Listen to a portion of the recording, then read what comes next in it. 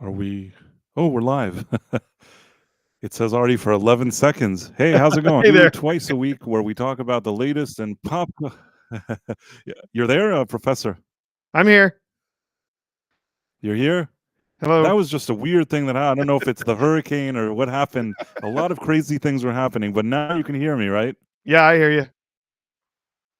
Okay, great. So I was saying that this is the Night Owl, a show that we do twice a week where we discuss the latest in pop culture news, entertainment, gaming news, TV and movie reviews.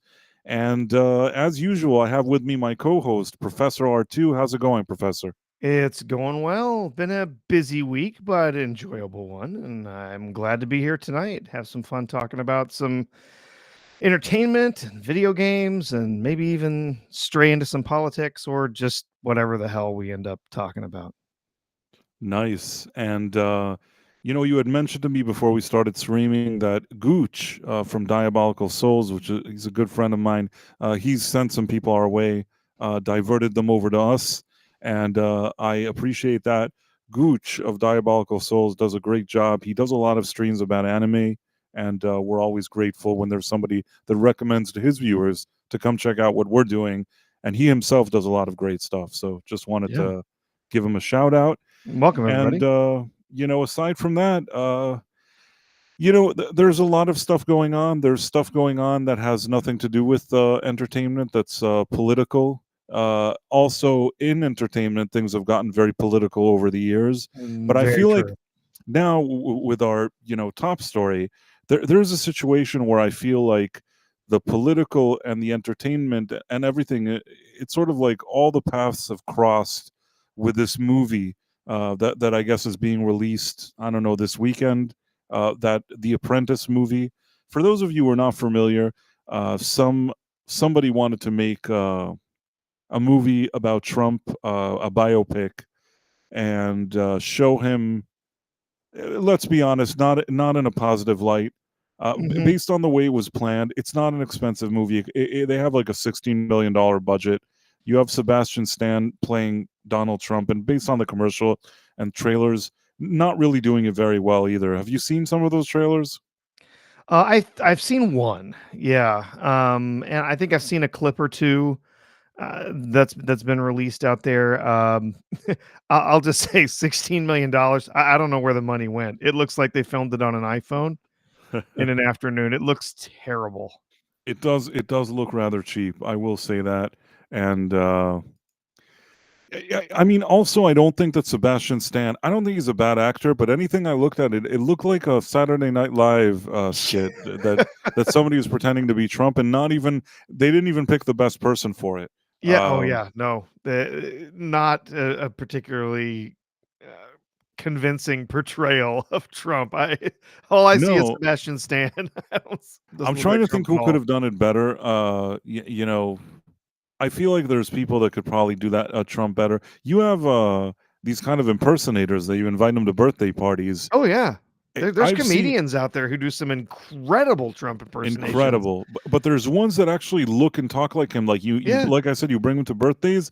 They didn't even bring a guy like that you're like rubbing your eyes because you can't believe that it's not the real Trump. And there are people like that. Sebastian Stan, with all due respect, he doesn't give me Trump vibes, and in the commercials that I saw, it just didn't look very convincing. Jeremy Strong, the other guy that's in this movie, is a good actor. He was in Succession, and I don't think that Sebastian Stan is a bad actor. But with that being said, it didn't feel very authentic in that commercial. The other thing I'll say is it's obvious that they just wanted this movie to be ready and released in October, hoping they'll get some kind of October surprise or be part of the Absolutely. conversation.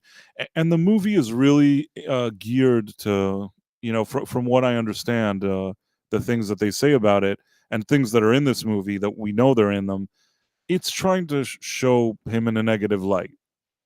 And I just feel, personally, beyond even voting or not voting or anything, I'm going to say this. When I go to the theater, I want escapist entertainment. Sometimes maybe it could be, recently I went to see a documentary about Christopher Reeve. Yeah, sure, that was a sad documentary. I knew it would be. and I know what I signed up for, and that's not escapist. But generally speaking, if I go to the theater and I want to see some movie, I want to be taken away to something else. Even if I do see a biopic, hopefully about something I don't know about.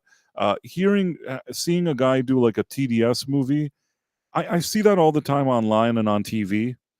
You know what I'm saying? Like turn on Yeah. any kind of mainstream media news network, you'll already get a heavy dosage of that.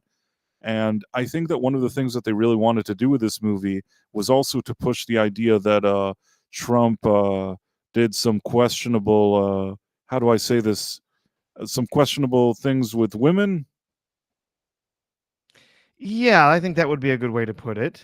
So again, Yeah. it's not that I've investigated or spent my whole life looking into this, but almost stuff that seems like either hearsay or a twisted thing, but really trying to get this point across so that they can tie it to whatever trials or whatever have happened. And I think that all of that is just annoying. The other thing is that you know, if somebody wanted to, they could also make a movie about Kamala. There's certainly quote unquote, interesting things you could do about her in a movie if you wanted. I don't know what's true or not, but if you want hearsay, man, have I heard a lot of hearsay, if you know what I mean. Yeah. Oh yeah. You want to hear the real dirt? I've heard some really juicy stuff. Right. Let's get that in there. Right. I mean, I've heard some pretty, salacious. What am I? Saucy. I don't know what word I'm looking for. Hearsay about her, and I don't necessarily need a movie about it. So, Hmm. I mean, you could say unless you have two movies, you can make one about her and showing things that you feel that she may or may not have done, and then showing one about him. But really, if you want to ask me, I don't need any of these movies.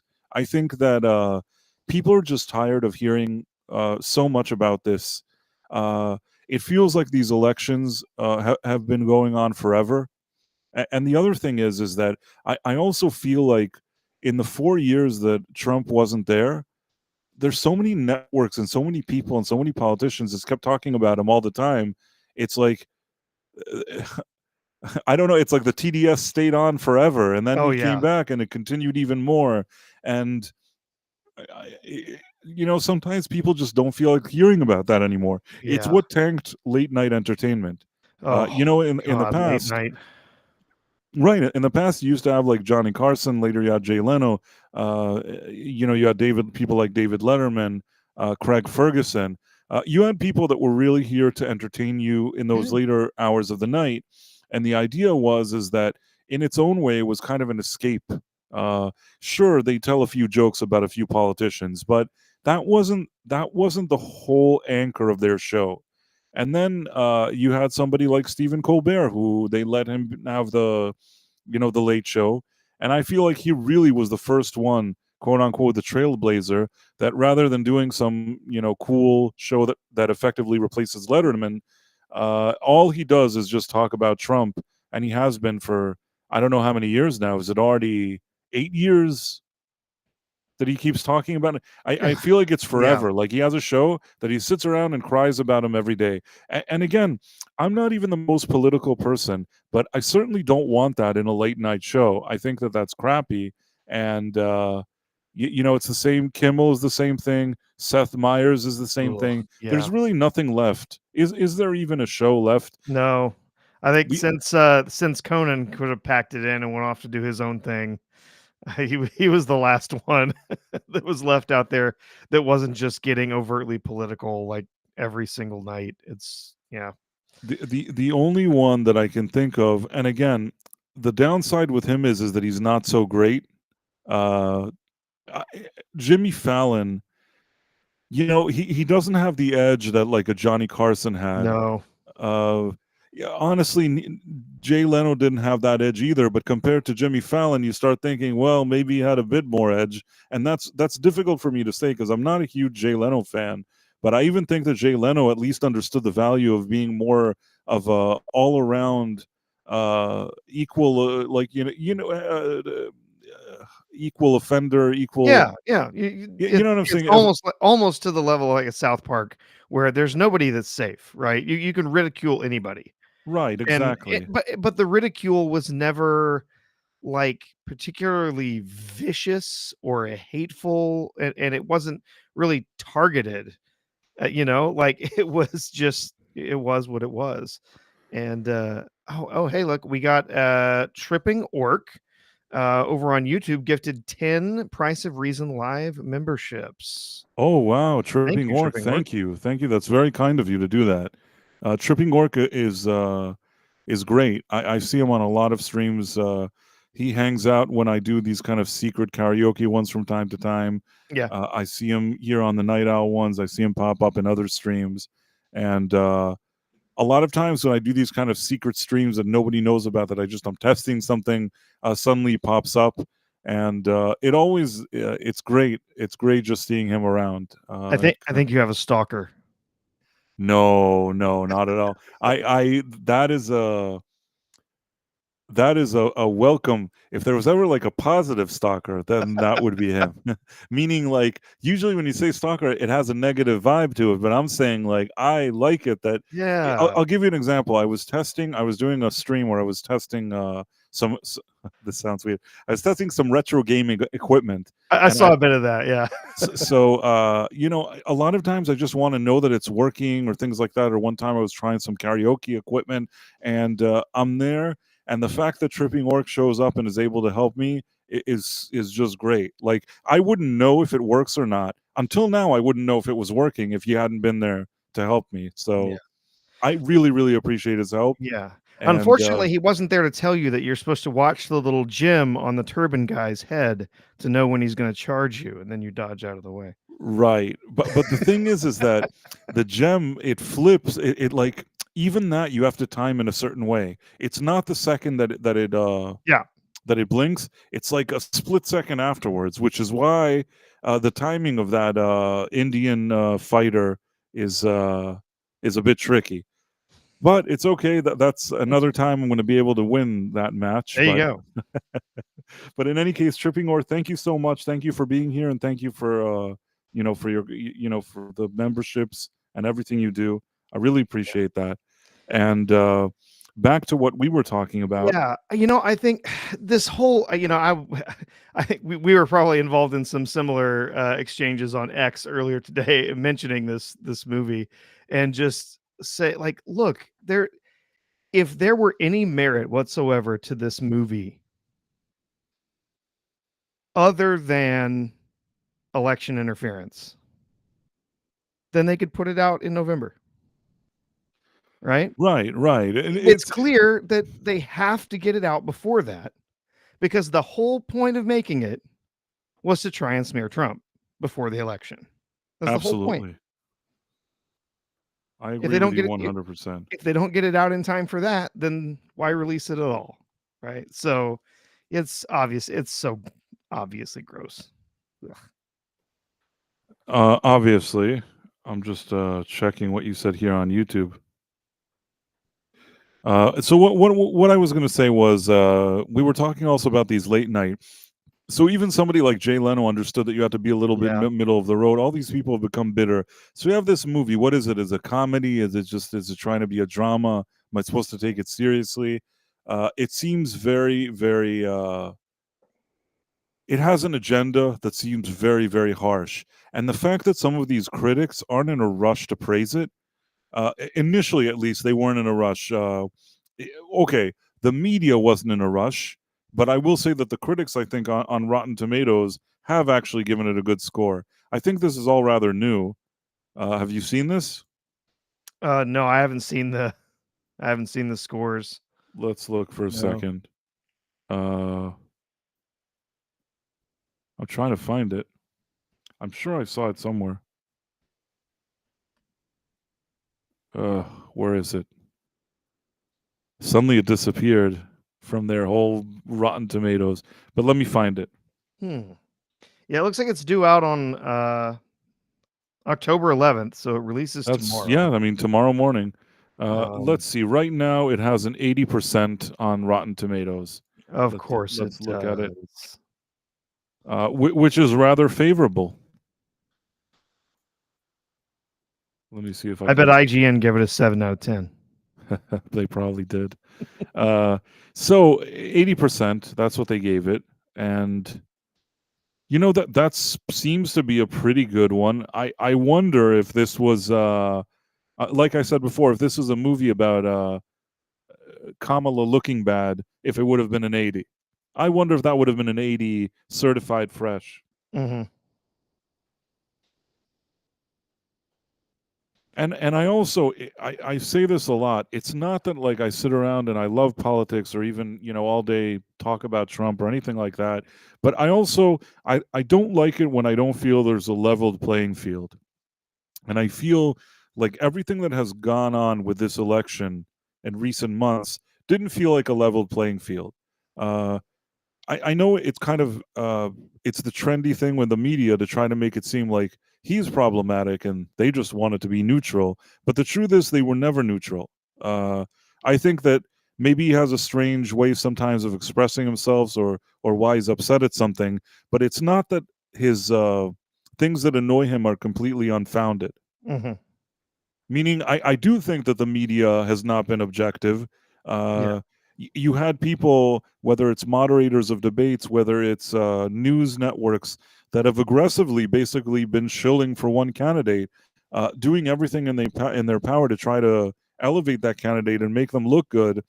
And at the end, you have to wonder if it's not already that some kind of line has been crossed. That you have to let the people decide at the end what they want to vote, but doing it this way, just in general, and even if it was two other candidates, and that would be the type of direction that they go in, these Mm-hmm. news networks, it would still annoy me. Yep. So Yeah. this movie was made by a guy called Ali Abbasi. Ali Abbasi. I wonder. I've never heard of this director. Do you know what he's done? Well, let's see. Um, Holy Spider, So he's Border, Persian. Shelley. I Yeah. see. I get it's He appears to have directed an episode of The Last of Us. okay. This is And the highest level of thing that he's done, most right, that's the best thing recognizable he's thing that done. he's done. And it says he's Iranian Danish. I mean, I don't want to, jump to conclusions about a person because they're Iranian, but I think that maybe that's not, I don't know what his agenda is. Maybe I'm being rude by saying that he has an agenda. Somehow this whole thing doesn't add up for me in the best possible way, but that's just my humble opinion. Seems a little weird. It could be that it's unrelated that Trump at the time wasn't so cool, Iran and things like that. I don't know. I don't know anything about this guy. I just know that it's strange that he wanted to make this movie now and that they wanted to release it 5 minutes before the election. Mm-hmm. Just throwing that out there. It could be innocent. It could be that I am overanalyzing this thing. Maybe he just happens to be an Iranian director. Mm-hmm. Yeah. So Could be. stranger things have happened. It could be a coincidence, right? I mean, Coincidence, yes, it, of course. it doesn't mean that this Ali Abbasi had, let's say, a problem with Trump freezing funds that belong to Iran. Maybe he doesn't like Iran. You know what I mean? I don't know what his background is. Yeah. Maybe he was happy that he froze the funds. And as part of his celebration, he made this movie showing him in a negative light. I'm just looking through this guy's previous movies. Like, okay, sure. One about an Iranian guy who goes around slaughtering prostitutes in Tehran. That really was his movie? Yeah. And then another one about a border a customs officer on the border who has an extraordinary sense of smell and can sniff out people who are guilty. This is all very weird. Sure. All right. Very, very weird. But I again, he decided to make this movie, and that's the movie that he made. Mhm. Anyhow, let's see what the critics are saying if we're already looking at it. But you know what? Let's see what, just to show people, just so they have an idea about this guy that made the movie. I'll share this thing. Do you see him here? Mm-hmm. You see the guy? Yeah. So here he is. He was born in Tehran, Iran. Okay. And you said that his other movies are also kind of something. Yeah, Border, like I said, is about a border officer. Holy Spider is about some guy. I guess it was inspired by true events. Some guy who was inspired to go on a killing spree, targeting street prostitutes In Iran? in Iran. Yes. I see. So this Iranian director who primarily seems to be doing movies about killing prostitutes in Iran. I don't know. Yeah. And they did the last episode of The Last of Us, apparently. All right. Last 2 episodes, I guess. You know what? Those last 2 episodes, I think they were competently, I guess, directed, but They were okay. Yeah. But at the same time, I don't know how he went from the prostitutes in Tehran to the Donald Trump biopic 5 minutes before the election. But as I said, sometimes there's just coincidences, and perhaps this is one of them. And now let's look at the let's look at the reviews. Can you see them? Mm-hmm, yeah. Sebastian Stan's performance creates an uncanny effect, especially in dimly lit close-up. The credit goes partly to the makeup team, but also the effort Stan has put into capturing the familiar mannerism. Dimly lit close-up. That means that only when it's dark Only when it's do you dark. believe he's Trump. Yeah, I would believe that, given, like I said, the scenes that I've seen so far. Yeah, I don't think he's convincing at all as not at all. Donald Not at Trump. all. Not even a young Donald Trump. How accurate it is hard to know, but whether The Apprentice is a searing expose or a hatchet job is ultimately in the eyes of the beholder. So he wanted to give it a fresh score, but also wash his hands of this whole thing. Mm-hmm.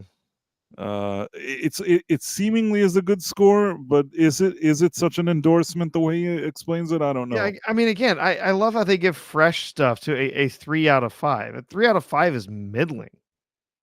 Yeah, Like, that's true. That's not good. But That's they give it a true. fresh, right? I guess so. I mean, here's the thing. I usually when I rate movies, I think to myself, anything under 60 is a failing grade, and anything over 60 is a passing grade. I guess technically 60 could be seen as a 3 out of 5. Usually, if I give a 60 though, and that's something that I can do in my video reviews, I often say, listen, this isn't a good movie really, and I don't recommend it. It's just like, maybe the technically it's competently made, and if you like a certain genre or style, maybe you'll like it.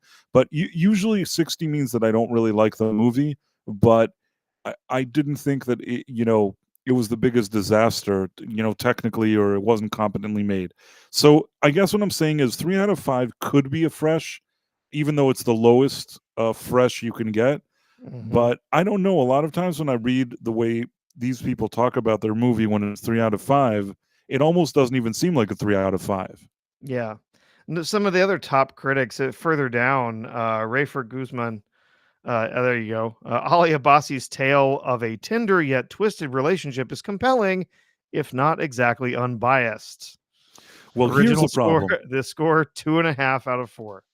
Okay, so 2.5 out of 4. That was already like, I'm trying to think, how much is that like? So 75 would have been 3 out of 4. 2 out of 4 would have been 50. I guess this is like a 67 and a half. 62.5. Yeah. Oh, 62.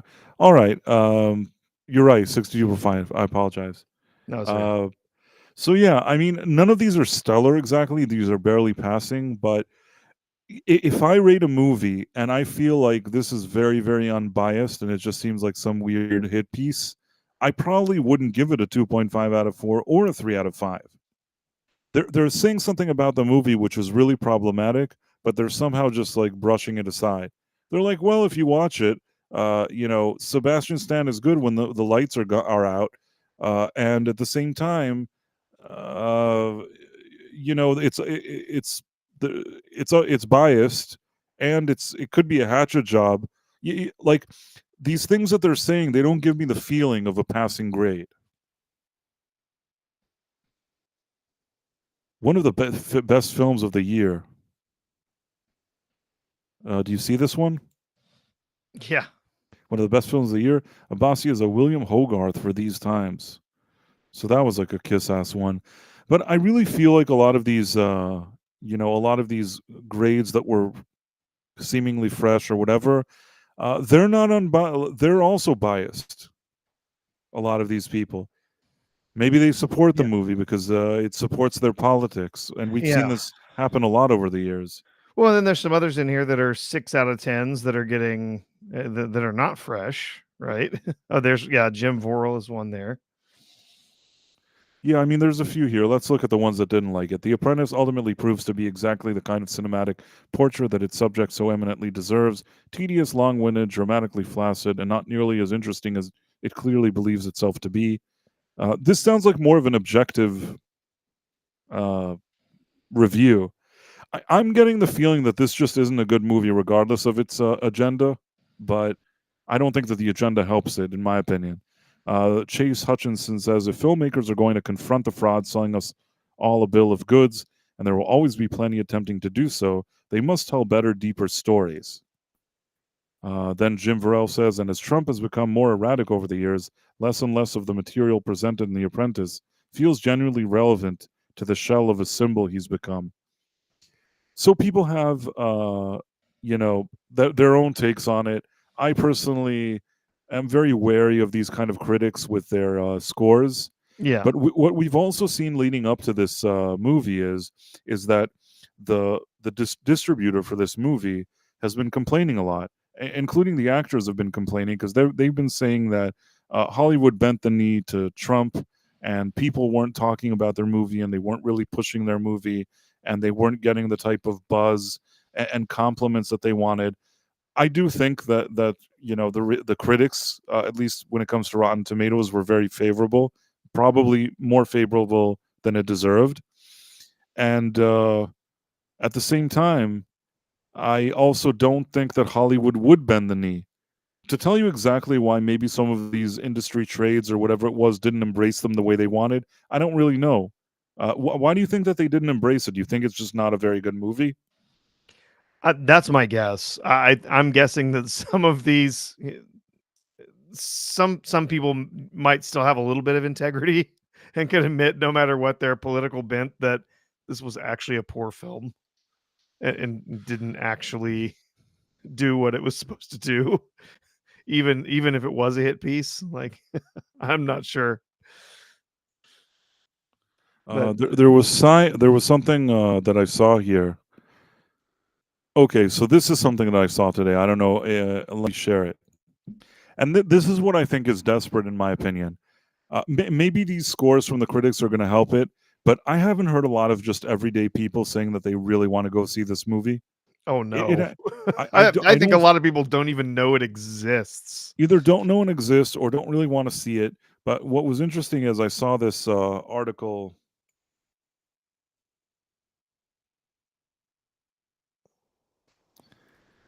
Um, this isn't the article. What is this? It's an ad there. Ugh. Okay, so this thing here.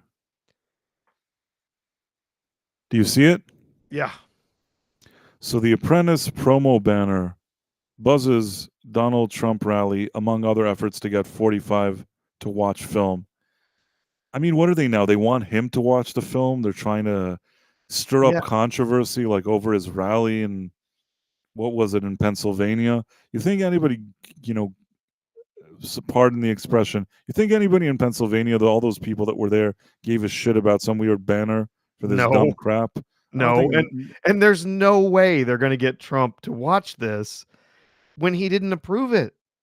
He didn't approve it. He didn't get to he didn't get to have any input. He didn't approve like nothing. Like this is it's clear it was a hit piece, and he's not gonna he's not gonna cover it. He's not gonna watch it. He's not gonna Right. give them that satisfaction.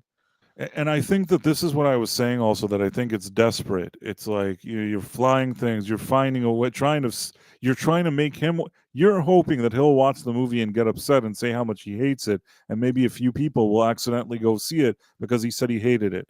And I think, and I'm hoping for him, that he just won't fall into that trap, because there's really nothing for him to say. This movie looks poor from all the trailers that I've seen. It has ratings that are positive, and the people said that it was positive are saying that it's not good, which is usually that's a strange way of complimenting a movie. Meaning the bad reviews didn't like it, and the good reviews didn't seem to like it either. Yeah. They gave it the obligatory passing grade because of its politics, but I don't think they really liked it. Yeah. So yeah, it's shaping up to be a stinker. And like we also said last time, that this same distributor who's trying to be high and mighty, and he's exposing Trump and all this other stuff. Meanwhile, he's going the extra mile for Jonathan Majors. Uh, Bought up a movie to distribute that nobody else wanted, trying to put out this kind of press that puts Majors in a positive light. Again, I told you, I don't really know. I don't feel one way or another about Majors. I know that the Hollywood system was trying to make him a bigger deal than what he was. I think he was just he was a decent actor. I Yeah. never thought he was as big as they said he was. And at the same time, I don't really know what happened with that lady.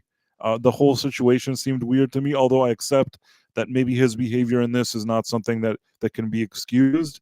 But I do feel like there were some parts of this story that I didn't fully understand, and maybe that's on me. And with that being said, you can't pick and choose. You can't say, okay, well, Trump, he's a terrible person. I have to make a movie and show all this bad stuff, and meanwhile, pretend that doesn't exist, and then go around praising Jonathan Majors.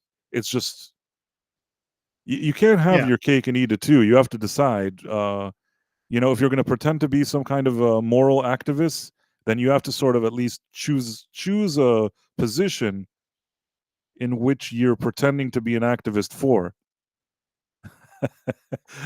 Yeah. Yeah. No. Like, you get what I'm saying. You can't flip flop here. Like you either are this or you that, or if not, my preference is just don't be any of these things. If you're a phony anyways, why don't you just stick to distributing movies? And aside from that, why don't you just shut up? Because nobody cares about your crap. But that's just my personal opinion. So Yeah. in any case, in this article, they're like explaining how this distributor that 5 seconds ago was praising Jonathan Majors. It's a stunty maneuver, as Deadline says. They hired a plane to fly a banner over the crowd at Reading, Pennsylvania, the night before a Trump rally. Who even cares? This was Who's done even prior. watching? This was done prior to the former president taking the stage and whipping his faithful into a frenzy because of air traffic restrictions. So they Oh. couldn't even get it. They couldn't even get it on the day of. They had to do it the day Yeah. before. What do you Yep. think? Those people came out the night before to the rally to look at their stupid flat plane thing? It's ridiculous. The whole thing is just Oh, ridiculous. good grief. And they just want his attention, and they're just so eager. What was that thing that we were looking at today with that we were commenting on some article, I think today? What was it about? I don't know. I think that I wrote something about Looking here oh, here, I think I found something.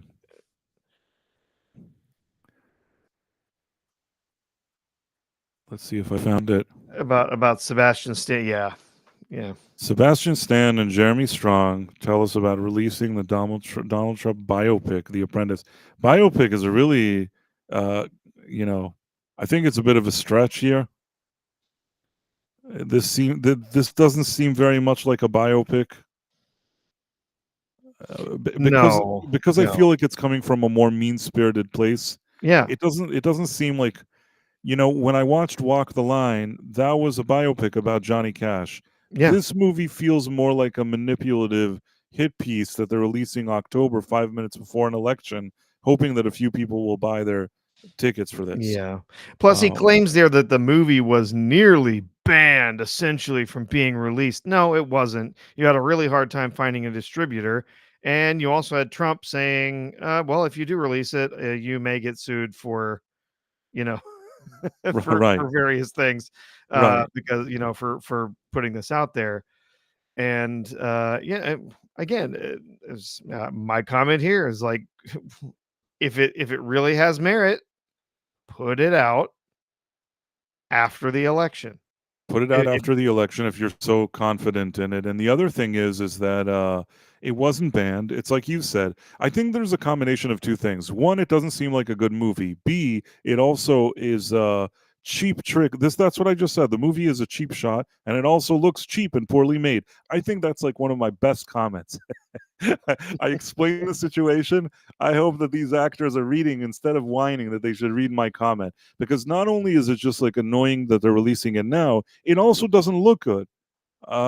Unfortunately, that's not a good combination. When it looks like your movie was just made for one purpose and it doesn't look like a good one, you can sit and you can complain all you want, but they look. This is what I was saying about the desperation. I feel like for the past few weeks they've been very, very desperate. Maybe at the end the reviewers gave them that Rotten Tomatoes 80 score, but I feel like leading up to it, they had hoped that they create like a sensational movement. Maybe they were hoping for that kind of Borat 2 effect, which, caused a bit more waves. But to be fair, Borat 2 was sort of a bait and switch because you had Sacha Baron Cohen, who made the first Borat, which was genuinely a funny movie that people enjoyed. And then he's like, well, now I'm finally making the second one. And people are Mhm. like, oh, okay, that's cool. Like, let's see what you have to say. And then they saw it and it was like Borat 2, the TDS, syndrome or what you know what I'm trying to say. It was it felt like he abandoned that kind of making everybody laugh and really went in a very harsh political direction. Did you see Borat 2? No, I never saw the second one, and it's been ages since I saw the first one. You know So what? If yeah, you never see the second one, it's fine. I mean, what they did in the second one essentially is that they're trying to like capture the Rudy Giuliani and doing stuff. The whole yeah. thing just it felt like too much right before an election. It didn't. I think it was before an election. That's what I vaguely remember. Thought it Mhm. was. Maybe I'm wrong now. It's so much has happened in recent years, but I thought it was before an election. If I'm wrong, I'm wrong. But in any case, it did feel awfully political and in parts a little more mean spirited, not that kind of more lighthearted thing that the first one was. I think that they were going for that, but as much as I didn't like Borat 2, at least it was an call it an IP or whatever you want to call it, but people already knew what Borat 1 was. So I think that they were okay with seeing what number 2 is. That's why I watched it. Mhm. And It looks like that one came out in 2020, so that would have been after the election. after or before, when in 2020 did it come out? Came out after the COVID pandemic started. Do you know the date in 2020 that it was released? Because 2020 was the election. I think it was released like on So, Amazon or something like well, that. yeah. Let's Let's see. see now. We I can do can't seem to October find it. 23rd, October. 2020. Okay, so it was an October surprise. Yeah, for 2020. Yep. Totally tried to go for that model. And Yep. again, I didn't like Borat 2. I didn't prefer what they were doing there, but I will at least say that Sacha Baron Cohen at least has a following and was able to, lure people that saw the first one and enjoyed it. These guys, what do they have? Nothing. They have. I highly doubt that this director, people watched his Iranian prostitution ring movie. Yeah. I don't think that they're like sitting there thinking, "Wow, he finally delivered another movie. Let's see what he has cooking for us." That's my I personal opinion. it also looks as though this is only getting a release in about 1,700 theaters, which is pretty pathetic. Honestly, I don't know exactly where those theaters are, but I that's mean, that's that's not a wide release. That's no, I it's mean not a that's wide release. Listen, sometimes you have more of an indie movie. I mean, I, yeah. I can't judge. You know, 1,700 is still better than it's not. It's not like they're releasing here. Spider-Man 4 or anything, Yeah. which you'd expect a wide release for, or some big movie like that. This is a movie that feels very niche to me. It feels more like an indie movie, and it seems like something you would have seen either online or some maybe streamer at best. That level of making a movie, or just something that you could do pay-per-view on Amazon or something. It doesn't seem like something that you'd Yeah. see in a movie theater based on the quality and the budget and everything I saw. Could be wrong. We'll see what happens. Yeah. But it didn't leave a lasting impression on me in any case. And, Yeah. and like I said, and that's also brings us, back to what we were saying even in our thumbnail and headline here, that everything I've seen of these guys kind of reeks of desperation. They're not getting that traction. They're not getting the buzz.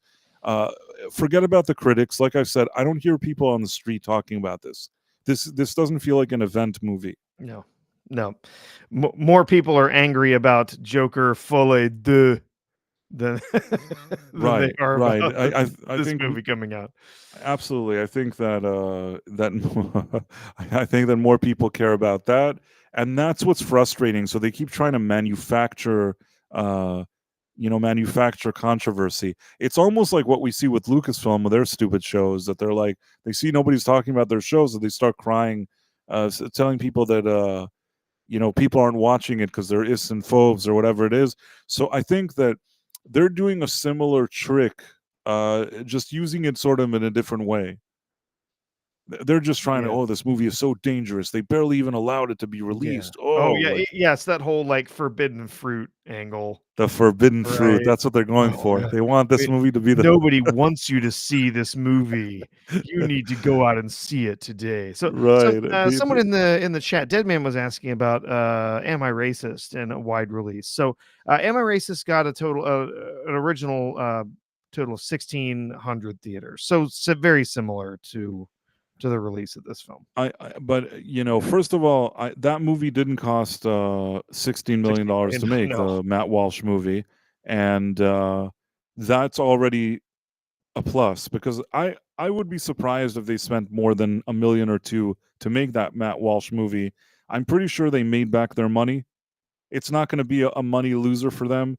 They got their name out there. They got the topic discussed. I think that for them, it's probably considered a win. If it's like $16 million, then they have to make at the box office. They have to make like 40 million or something. What do they got to make? Yeah, usually 2.5x to make So their that would money be like, they back. need to make like 40 So, million. yeah, 40.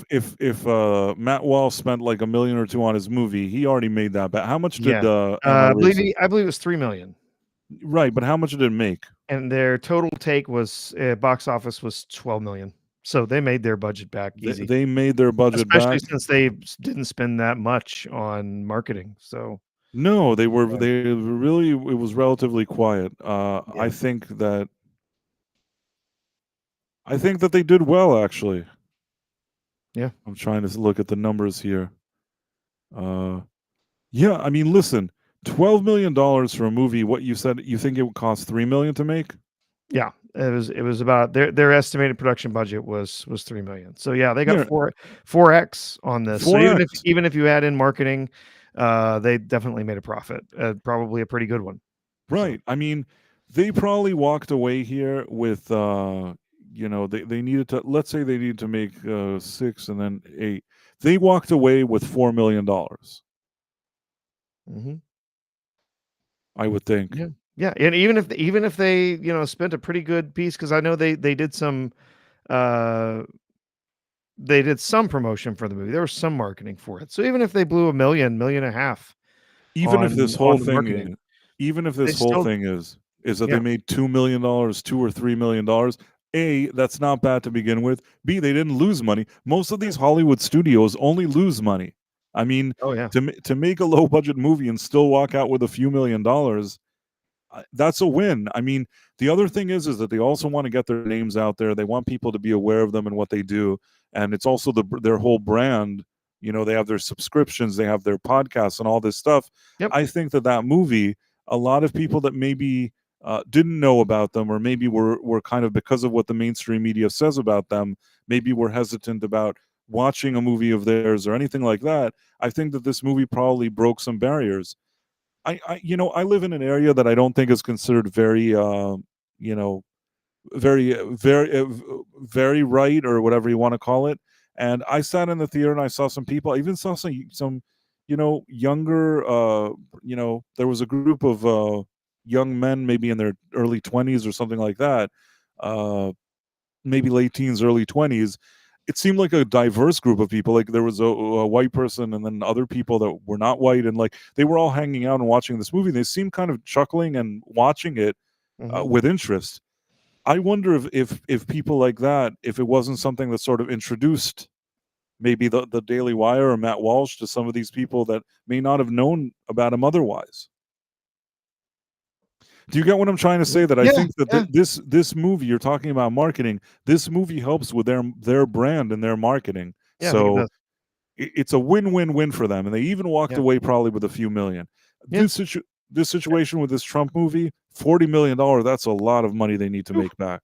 Yeah, yeah. That's one of the biggest mistakes that Hollywood is making today is these budgets that are just completely out of control. And I'm certain it's been talked about on other podcasts. I know it's just it's mind blowing to think that like this Snow White film coming, that the rumors are is that they've spent nearly $500 million on the thing. And even if it were a good movie, how are you going to make that back? What, the Snow White one with Yeah, Ziegler? yeah. How are That you is going to so make back stupid. They're never $500 million? 500 million. That's the rumor. $500 million on that Ziegler movie. I can't imagine how they're going to make that money back. I can't imagine it. And I the think that they have the question is how much money are they going to lose if yeah, they suddenly make like $1 billion. At least they'll be able to try to spin this as not like the biggest disaster. Even then, between you and me, they need much more than a way billion. They more. need like 1.25 billion Yeah, at this point, yeah, which I don't think they're going to make. But if they had $1 billion, they would at least like they would sweep something under the carpet, switch around some numbers and lie, or you know, in my opinion, lie. But I think that I wonder if they're even going to make 500 million. yeah, How yeah. big of a disaster do you think that Snow White is going to be at the box Oh, it's office? it's gonna be huge. I think it's only gonna be overshadowed by the losses that they're gonna see from Captain America 4. Another That one, that is gonna be a bomb, and they have spent. I think they will. I bet they've spent more than 500 million on that. And the rumors coming out of LA Comic Con this past week were that this is a dud of a film. It is the studio knows that it sucks, but they can't spend any more money on it. I understand. I mean, I heard that they were going to try to shove Robert Downey Jr. in there like a tease of sorts, to try to get people interested because it ties to his other thing. Hmm. I don't know if that's going to be strong enough. I do think that maybe some people will initially go see that. I'm not saying everybody will, but maybe there's some normies that watch the commercial that they did now. It has Harrison Ford, Anthony Mackie. They tried to make a commercial that was a little better than what you think it would be. I still think it's kind of dumb and cringe, but it's as best as they could probably present under the circumstances. Yeah, And maybe there will be like a few suckers that immediately go. I'm not expecting that movie to be good. I have a yeah. feeling it's not going to be good. Well, It's not. there were the rumors coming out of LA Comic Con this last week. I think Chris Gore was one specifically that was talking about it. But there's also rumors that there's been another round of screen tests, Ah, or test screenings, excuse me, and that those have gone very poorly. So, yeah, this is gonna be a fascinating year for Disney with Marvel. Uh, I I don't have any hope for Captain America 4. Or not Cap. That one is done. it It doesn't is even it's feel like Captain toast. America 4 to me, really. I No, mean, not at all. what is it? A Captain America of Brave New World or whatever it's called. Yeah, I personally think that Captain America had his trilogy. This thing, I don't really know. I mean, there's a lot of problems here. And the first problem, and this is a really big one, the idea that you keep shooting the same movie over and over again and it's Yeah, suddenly going to be good.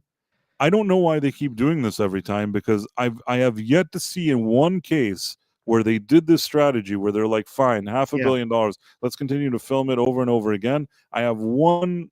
I want to see one real world case use. Is that what the term I'm looking for? yeah, yeah, You yeah, know, show me one where this strategy has worked. They did it. Let's start with Rise of Skywalker. I know that's not MCU, but they did it with Rise of Skywalker. It was crap. It was crap. It was crap. They kept filming it over and over again. They spent like $500 million.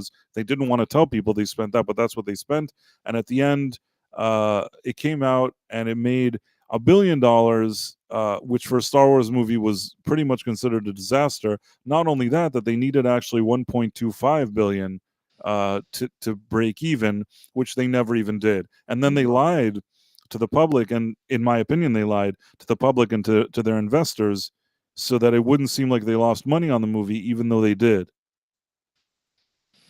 yeah, Because you know, it yeah, took many years for them to admit that it cost like $500 million to make. That's yeah, another one of their strategies. You know, and they do this every time. It's just such a practice that they do all the time. yeah, People ask them, "What's the budget for this movie?" Oh, it's 300 million, and then then it's a flop, and later it turns out that it costs like 500 million. It's yeah. like an even bigger flop. Then the tax filings start showing up, and people are like, "Oh, look, no, it actually cost this much." You know, they lost this much money on it. So yeah, we've got the Captain The America: accolade. Brave New World or whatever coming. That's going to be a disaster in the box office. Snow White also going to be a disaster in the box office. Uh, then Marvel wise, there's also going to be uh, let's see, Thunderbolts, which apparently Chris Gore was saying had some good buzz at LA Comic Con. I don't know. We'll have to wait and see. I'm always happy for one of their movies to be good. I want to have good movies. I want to go and enjoy good movies. I don't want movies to fail, right? If it's a good movie, I'll say it's a good movie. All right. If it gets some good buzz, but so far the trailers have not been impressive for Thunderbolts. There's You nothing know, about that so far that looks interesting to me. you know, I don't know. Is backwater? What word am I looking for to describe these projects? These are just like, you know, the bottom of the barrel. Yeah. Uh, the thing, another problem with that Captain America movie, they already tried with that stupid TV show to build this new Captain America. They fumbled that so Epically. yes, so Yeah. epically that they fumbled that show that it almost like if you I've told you this before, after Endgame, even though, you know, some would argue that letting Bucky be Captain America was the natural progression, uh, you know, even Steve Rogers leaving or whatever it is may not have been a good idea. But if you're because Chris Evans isn't like 100 years old, he could have done more of this. But in any case, let's say he gave Sam Wilson his shield, which is something that, you know, may not have been the best, but let's just say we're going with it. Don't do anything since Endgame. Do this movie that now he has to take on being Captain America, Mhm. and do it in a respectful way, in a way that, you know, he's having trouble, you know, filling Steve's shoes and, you know, the challenges of that, and just make that in a movie and him trying to, you know, do his best or whatever it is. You know what? Maybe if there was enough goodwill from fans, if there's good movies going on and everybody's happy with that brand, maybe they give a little bit of goodwill. But after that Falcon and Winter Soldier show, whatever is opposite of goodwill, that's what's happening. Like Yeah. that show made me not like this whole setup with the Sam Wilson and Captain America. It made me think that Bucky is annoying. It just took all this stuff that was cool and ruined it, made it so overly political and annoying. That is one of the most politically driven and crappy shows that I've seen. Have you watched Falcon and Winter Soldier? Oh, yeah, I watched it.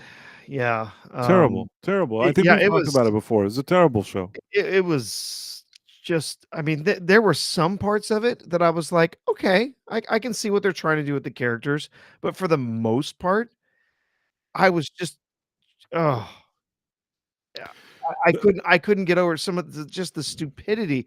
I mean, I know we've mentioned before, or we've talked about before how he goes in for a business loan and the guy's, like, drooling over him. "Oh, it's, Falcon, I'm so, you're amazing and you're one of the Avengers and whatever. No, sorry, we can't give you a loan.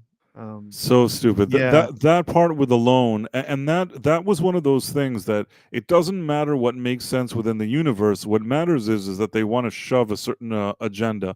We've seen this a lot in these, these kind of activists running IPs in recent years. That it doesn't even matter if the agenda they're trying to shove in doesn't even fit or make sense organically with what we're looking at, as long as they can just shove it. And that show is yeah, just a perfect example for all of the worst type of activism that you can yeah. see. So Well, after and that, I was kind of hoping in the show that they were starting to deal with some issues. And obviously they went very, one directional with the, sort of left leaning stuff that they were covering, and yes, the racial issues and stuff. But crazy. I wanted to see them deal with him questioning, because they introduced a character. Hey, there's a character here, this older black man who had the superhero, the super serum, right? And I Right. wanted to see him wrestle with, should I do this? Should I take this super serum? Am I going to be a different person than I am today? And I wanted to see him wrestle with. We didn't see much of any of that, right? There was there was the MacGuffin. The super serum was the MacGuffin that they chased around for a bunch of episodes, and then we got to see a bunch of other characters that sucked.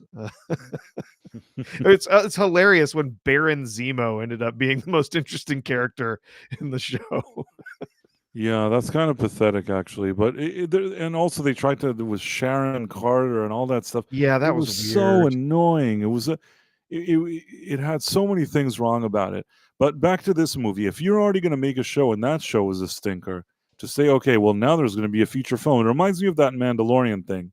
You made season 3, everybody didn't like it. They're like, well, there's only one solution. Let's make a movie. No, that's actually not the natural solution. When you mess up a TV show and you fumble an IP and you fumble characters and you make them look bad and you annoy your customers, to then say, okay, now we're going even bigger, Yeah, is usually it's not a good it's the transition. wrong move. It's the wrong move. You should go back to the roots. Go back smaller, focus on the characters, think about who they are and what their motivations are and where they belong in the world. Spend time doing that, so that then you can start building them back up as something bigger. And Right. I think that's part of the problem that they've had with Spider-Man.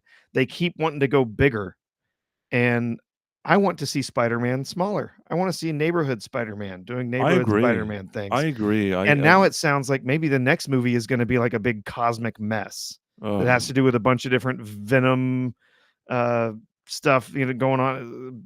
Ugh, sounds awful. it does sound awful. And yeah, I guess they don't learn their lessons. So what we were saying was is that any movie that you have to film again and again and again, they did it with the Marvels, Yep. uh, flop. They did it. Somebody mentioned in our chat here, Solo. They did it Yep. with the movie Solo, flop. Uh, they did this with the Captain America. Maybe one time they're hoping that there will be that one time that they refilm the whole movie and it's suddenly a success. I'm trying to think of an example where they did and it was a success. I'm really struggling to think of one. Yeah, I I can't. Can you think of Yeah, one case where they just said, "Okay, let's just film it over and over and over again," and at let's the just end that was suddenly a hit?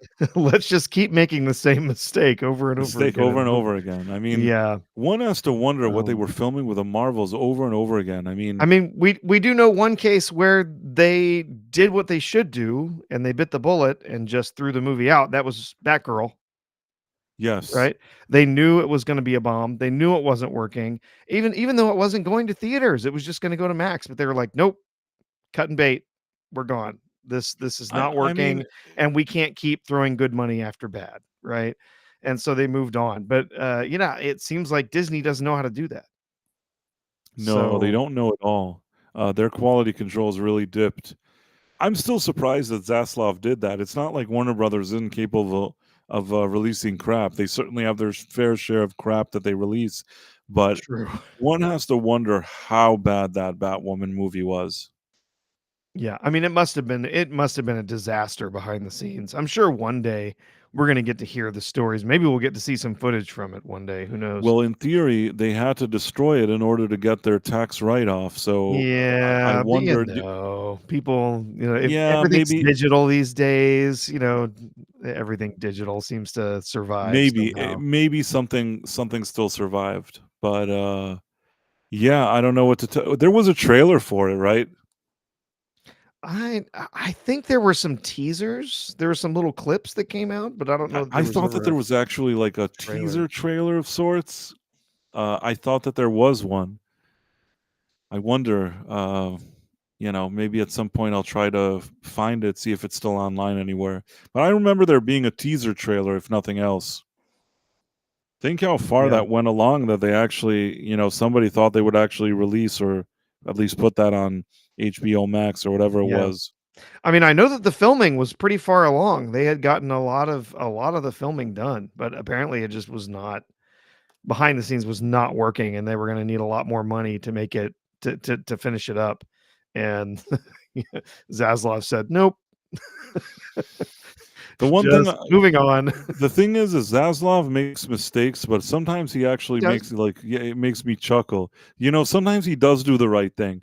The fact that J.J. Abrams was supposed to get $250 million and a bunch of deals and whatever, and Zaslav came and just completely removed that deal and didn't move forward with any of his projects. I kind of respect that.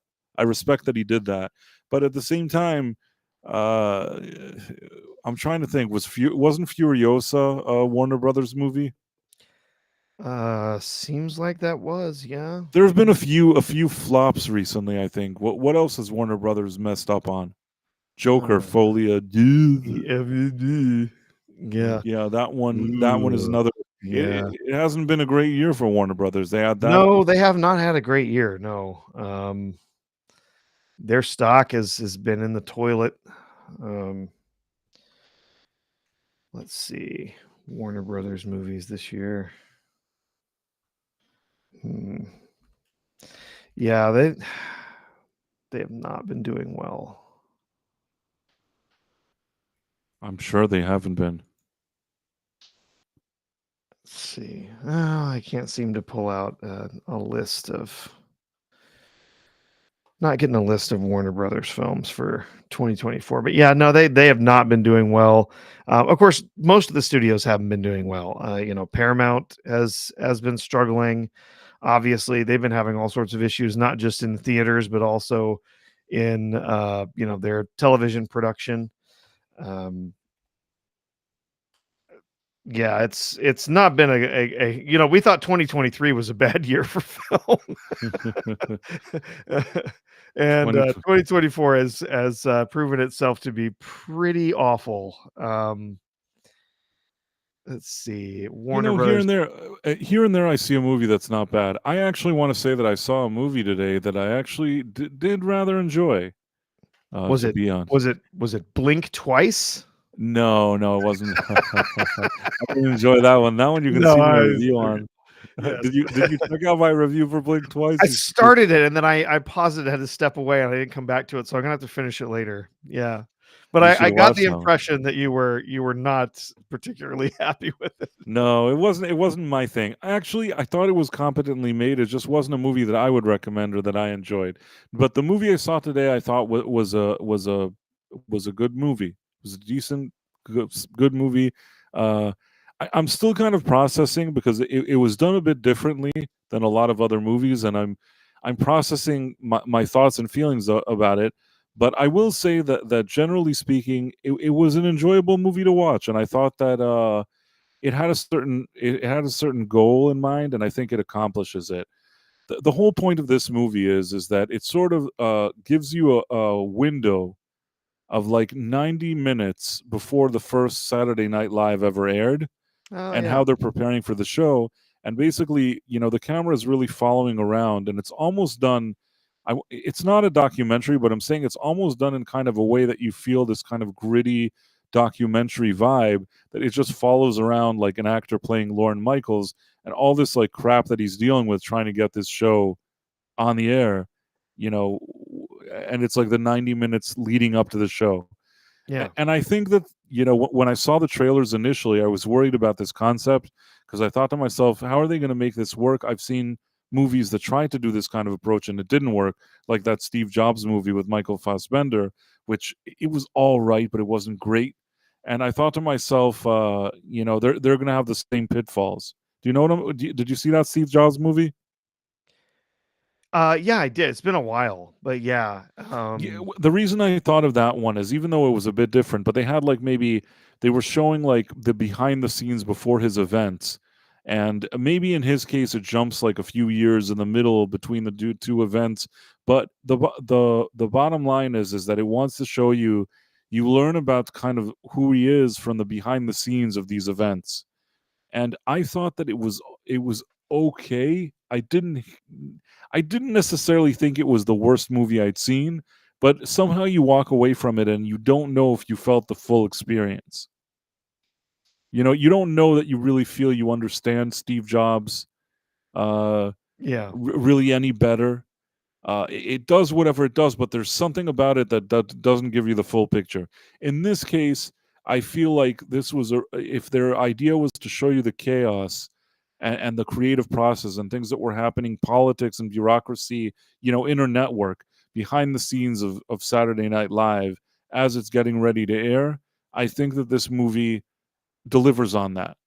Uh, I've said before that I think that when you need to push all these events within a 90-minute window, I suspect that there's some creative liberties there.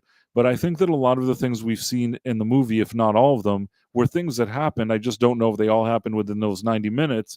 But I don't mind that the idea is they want to show you the chaos. It's almost like you feel like you're behind the scenes of this show, getting a feel for their nuttiness. And Oh I, yeah, I sure. like it. I thought it was pretty good. I don't know. Like I said, I like to simmer with things a bit more, but I will say that overall, I thought that this was an enjoyable movie, and it was nice to even see an era where Saturday Night Live was actually relevant and cutting edge and doing something great and had real talented people on it. It's all the stuff that doesn't characterize them today, but during those days, it did characterize them. Mhm. So Yeah. yeah, I think that the movie I rather liked it, and it was Jason Reitman, the son of Ivan Reitman, that directed it and I think wrote it. And I feel like just being in proximity to some of these people growing up, I feel like maybe he has some insight. I, Yeah. I would even say that like I think some care went into it. I don't think that he just wanted to make a crappy movie. Uh, he I'm not saying that Jason Reitman is the best at everything. He's all right, but most of the time, from what I can tell until now, he's been rather respectful in how he makes a movie, which Yeah. I can appreciate. I mean, it's not that I liked every one of his movies. That Juno movie that wasn't really for me. I don't really know, but I watched it. It was all right, I guess, but Mhm. I wasn't so excited about it. Did you see Juno? Yeah, I did. So, I mean, it was quite What'd some you time think ago, about it? yeah. I mean, I liked it fine. I thought it was an interesting investigation of sort of, what, the sort of unexpected pregnancies in teens and there's, the other things that are in there, adoption and stuff they talk about that I thought was approached very sensitively and it was interesting to see a film where it wasn't just a punchline, right? They were actually talking about those issues as as very serious in the end I thought they gave a very a lovely portrayal of adoption. Somebody saying, making a selfish choice and saying I can't care for this child, but there's another family that can, and as hard as that choice is, it's a very important one. And I have some adopted family, and so that was a really interesting thing to get into, and I thought it was a fairly funny movie. I don't, it's not one of the it's not one of the greatest films ever made. I don't have that one on 4K Blu-ray, but I enjoyed it. Nobody does. Yeah. Even Elliot Page doesn't have it Oh on no, 4K. no, I wonder if probably not. Jason Bateman has it on 4K. Or Jennifer Garner, maybe. Today would be Yeah. more difficult. I mean, Yeah. they can't make if they made a sequel to that movie, there would be some questions asked there, I think. Oh yeah. Yeah. Unless they recast or try to Well, explain that. I'd love to see their explanation of it in the movie if they try to just go with oh no, no. that would Oh, be quite a thing. But oh. yeah, some may argue that it was Elliot Page's finest role. Honestly, I can't think of too many other roles. No, I can't really think of anything else. In Other than Inception. yeah, Inception, and then there was the Netflix series, And my The Umbrella, academic Umbrella Academy The Umbrella something. Yeah. Academy. Yeah, The Umbrella Academy. I Which guess in honestly, the that first couple of seasons were really enjoyable. It was a very quirky kind of show. I could see where it never really gained a huge audience, but it was enjoyable. But yeah, later the third season, and then I didn't even bother watching the fourth season. The third season was so terrible. I didn't even watch the which fourth. season was the one that they suddenly just said, "Hey, remember, Elliot Page?" Yeah, that was the third season. Yeah. So Yeah. they suddenly how did they handle that? I mean, you just It how was did they explain that? essentially came on playing the same female character that she had played, but then saying, "I don't feel like a woman anymore. Call me he." This happened Like, on the show, yes, in the show. Yeah. and then on the show, did they cut her hair to make it look like she's a boy? She had already had kind of short hair anyway. Yeah. Do they make it shorter? Yeah. Uh, all right. But yeah, I didn't even bother. And it wasn't even that in particular that I mean that was weird in the third season, but they were just overall the third season was just a mess of storytelling, and it was not particularly enjoyable. And so yeah, the did not even bother watching the fourth and final season. Maybe one day I'll torture myself with it. I don't know. But I see. plenty of other things out there to watch.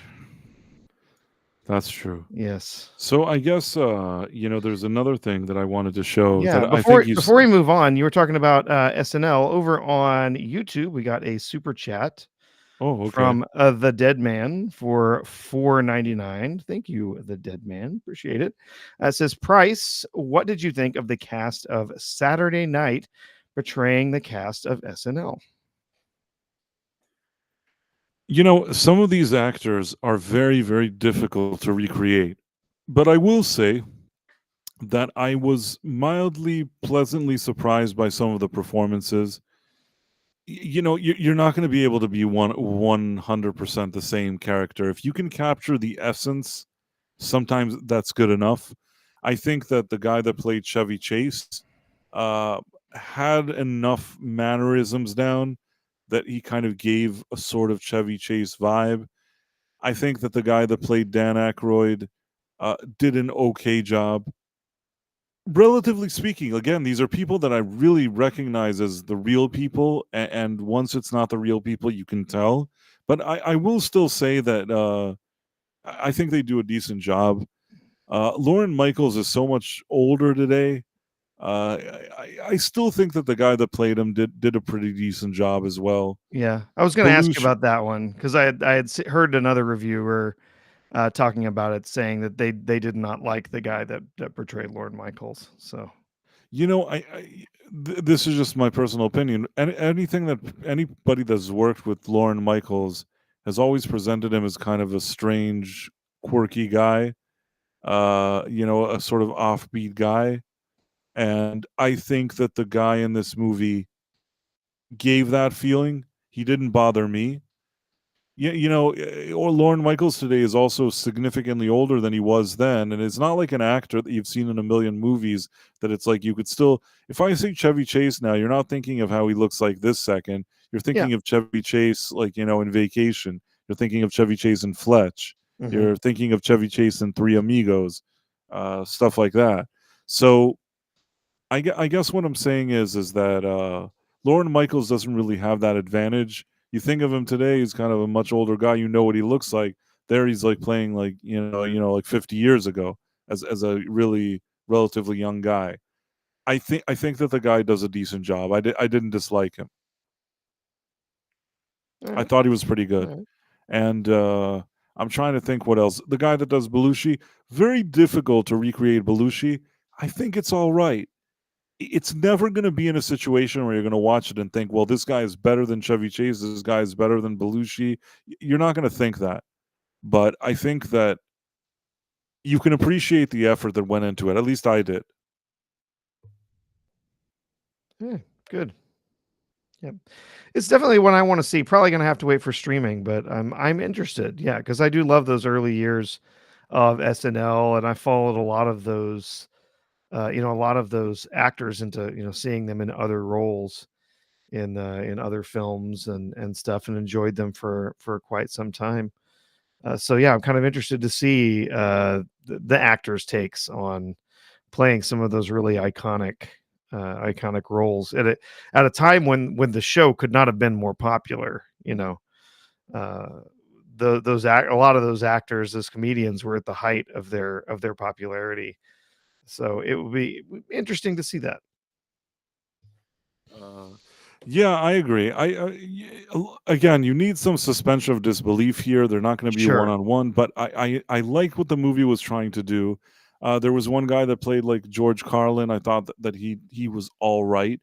None of these people 100% look like them, but if they have a voice that's similar and a vibe that's similar, and they capture sort of a certain essence, I'm willing to go along with it.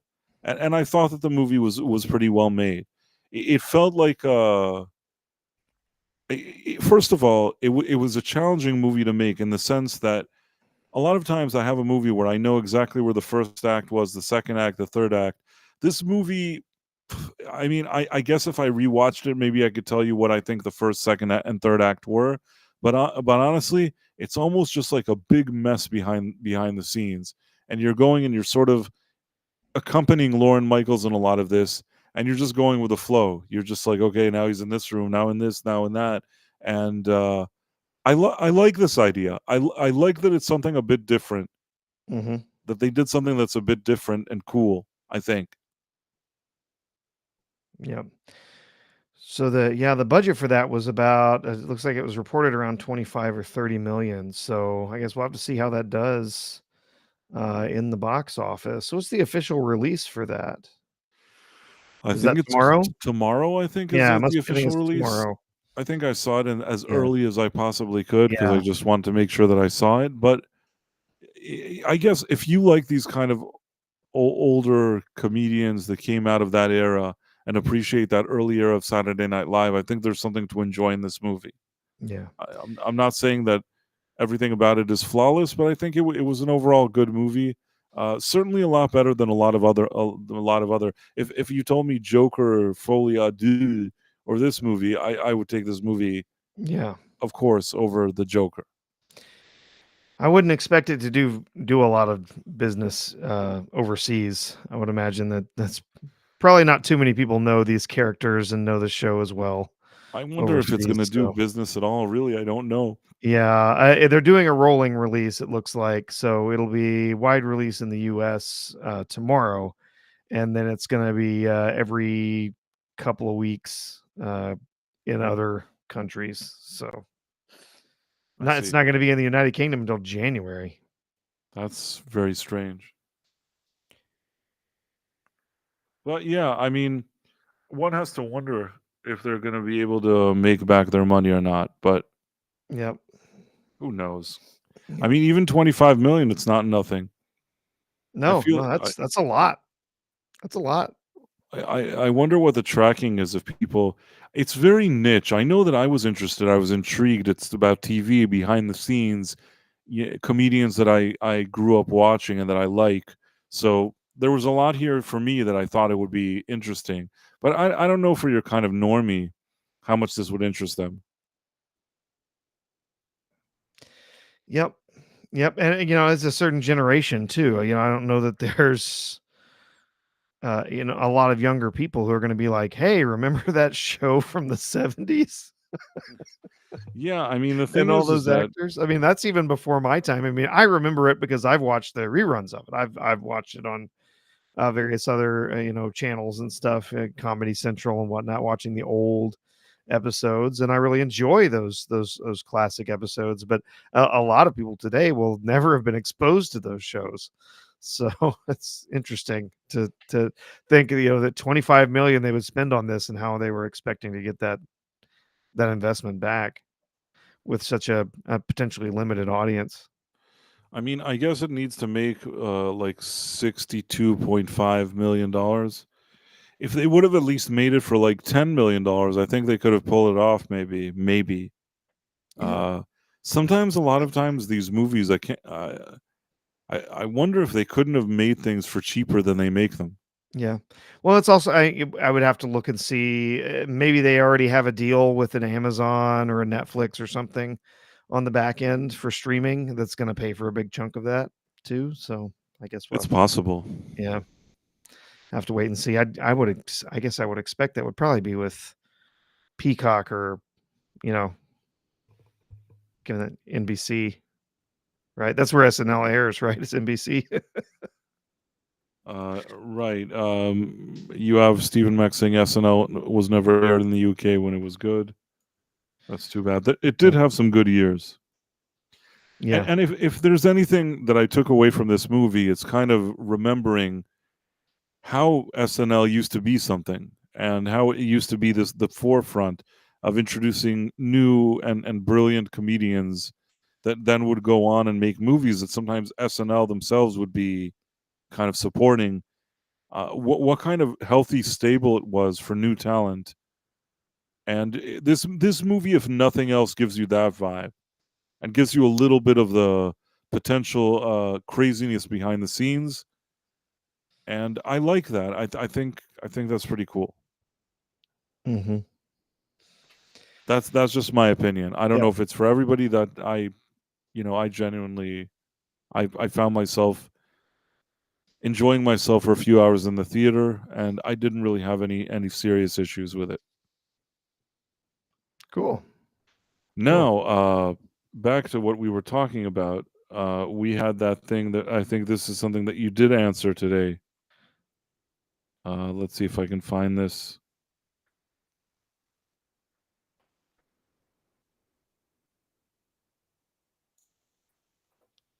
Can you see it? Yeah. Yep. So basically, I don't know if people saw, but now I guess this is a new thing, or it's new to me. I don't know if it's new to other people, but for a long time, these kind of, especially in the entertainment industry, they wanted to kind of like in Mean Girls, they wanted to make Latinx a thing. If there's somebody that's a Latino or Latina, that those words they canceled them out, and whoever it was that decided this kind of stuff decided that it would be Latinx. And then the reason why they do this is that because Latino and Latina means it's either male or female, Yeah, it's a and gendered language. So, right, yeah. and they don't like the people that like the kind of activism. They want it to be gender neutral, which means like you haven't decided what gender you are. You can just go around and say you don't have a gender. Uh, I suppose, right? Yeah, well, they just there's a dislike of gendered language. They want it to be neutered. They want it to be, ungendered language so that it's not going to be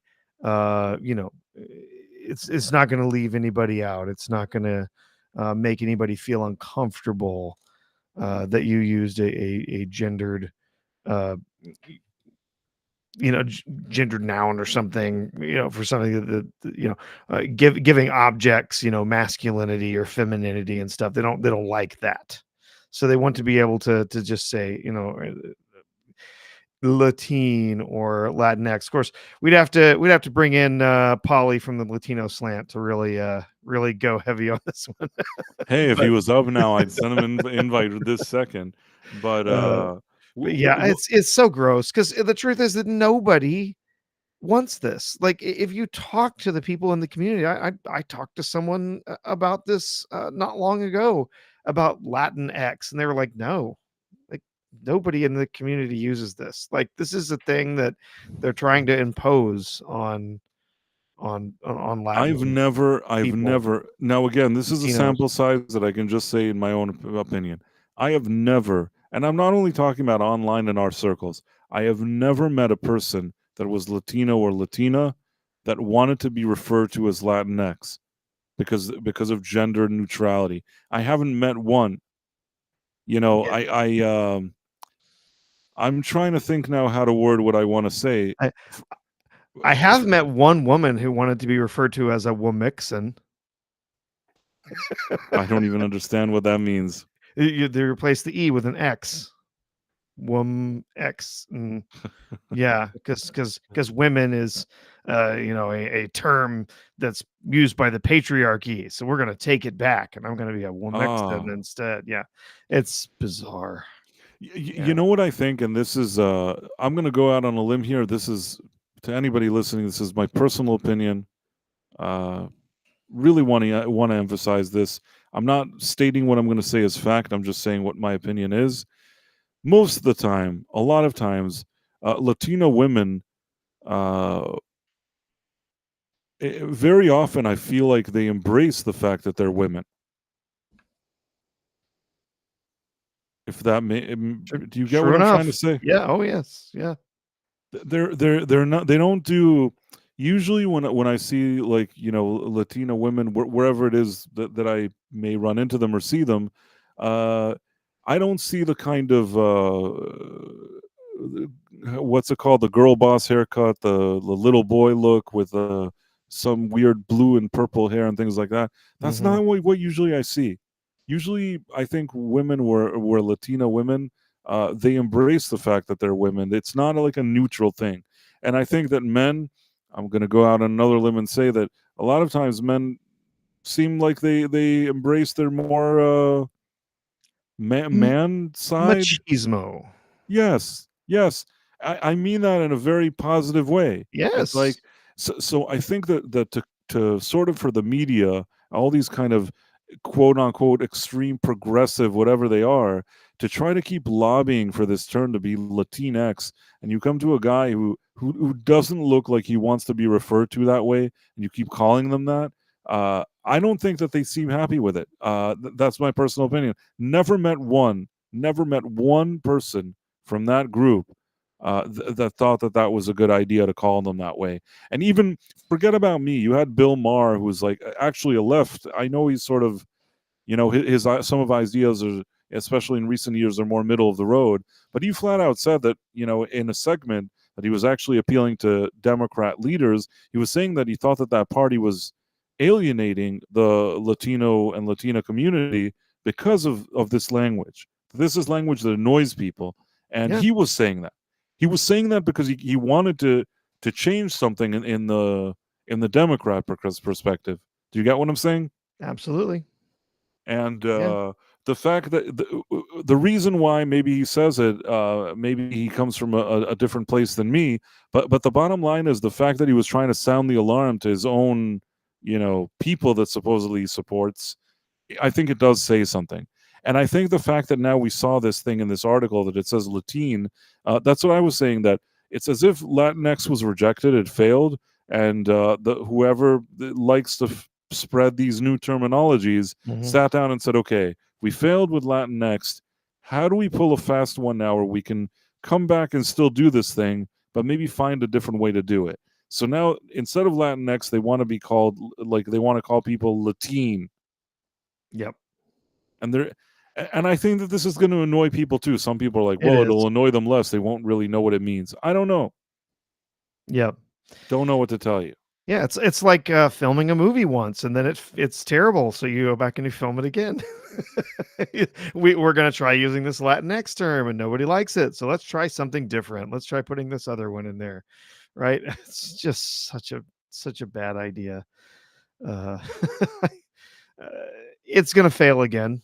I don't think the Latina community is at all interested in this.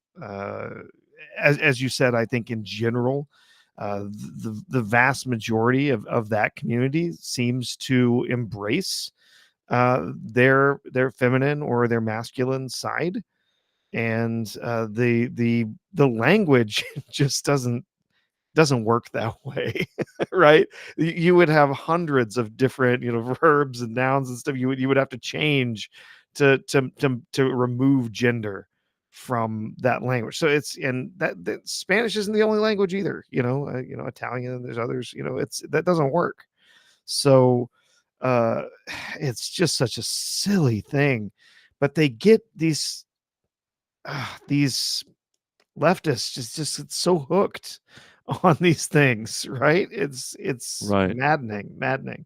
Here, since we're between topics here, I wanted to share what I think may be the perhaps the funniest headline I've seen today. Nobody wants this renewed. Sorry. They renewed that show? They renewed it, but nobody wants this renewed. No, you know what? I've seen a commercial for this show. I was interested in trying to see what it is. Based on the commercial, it looked like something that wasn't up my alley. But No. Not interested at all. But yet, no, this the way they put the title together, that's amusing. no, the title is funny. No, but I actually saw it, and I there was something about it that piqued my curiosity in the sense of I was wondering where they were going with it. I actually didn't think it would be renewed. When I saw that trailer, I'm like, what is this? I doubt like anybody will, you know. I don't want to say I doubted people would watch it. I just wasn't sure who the target audience was for it. But apparently it did find a target audience, because if they renewed it, I think it's Netflix. Netflix doesn't really renew unless they feel like some people have watched it. So They're known for having lots of data about who watched what and what and why, audience saw yeah. something and who was drawing in customers, what was retaining customers, and so on. So there has to be a reason in there for them to say, yeah, we're going to pick this up for a new season. The some of the ratings seem all right, so it seems like maybe it performed okay. I haven't seen it, so yeah. I haven't watched it either. Like I said, I'm more of an old-fashioned guy. I like if there's sci-fi. I like action. You want to throw in some time travel, I'll take that too. Uh, I like stuff that I guess would really be on the kind of escapism territory.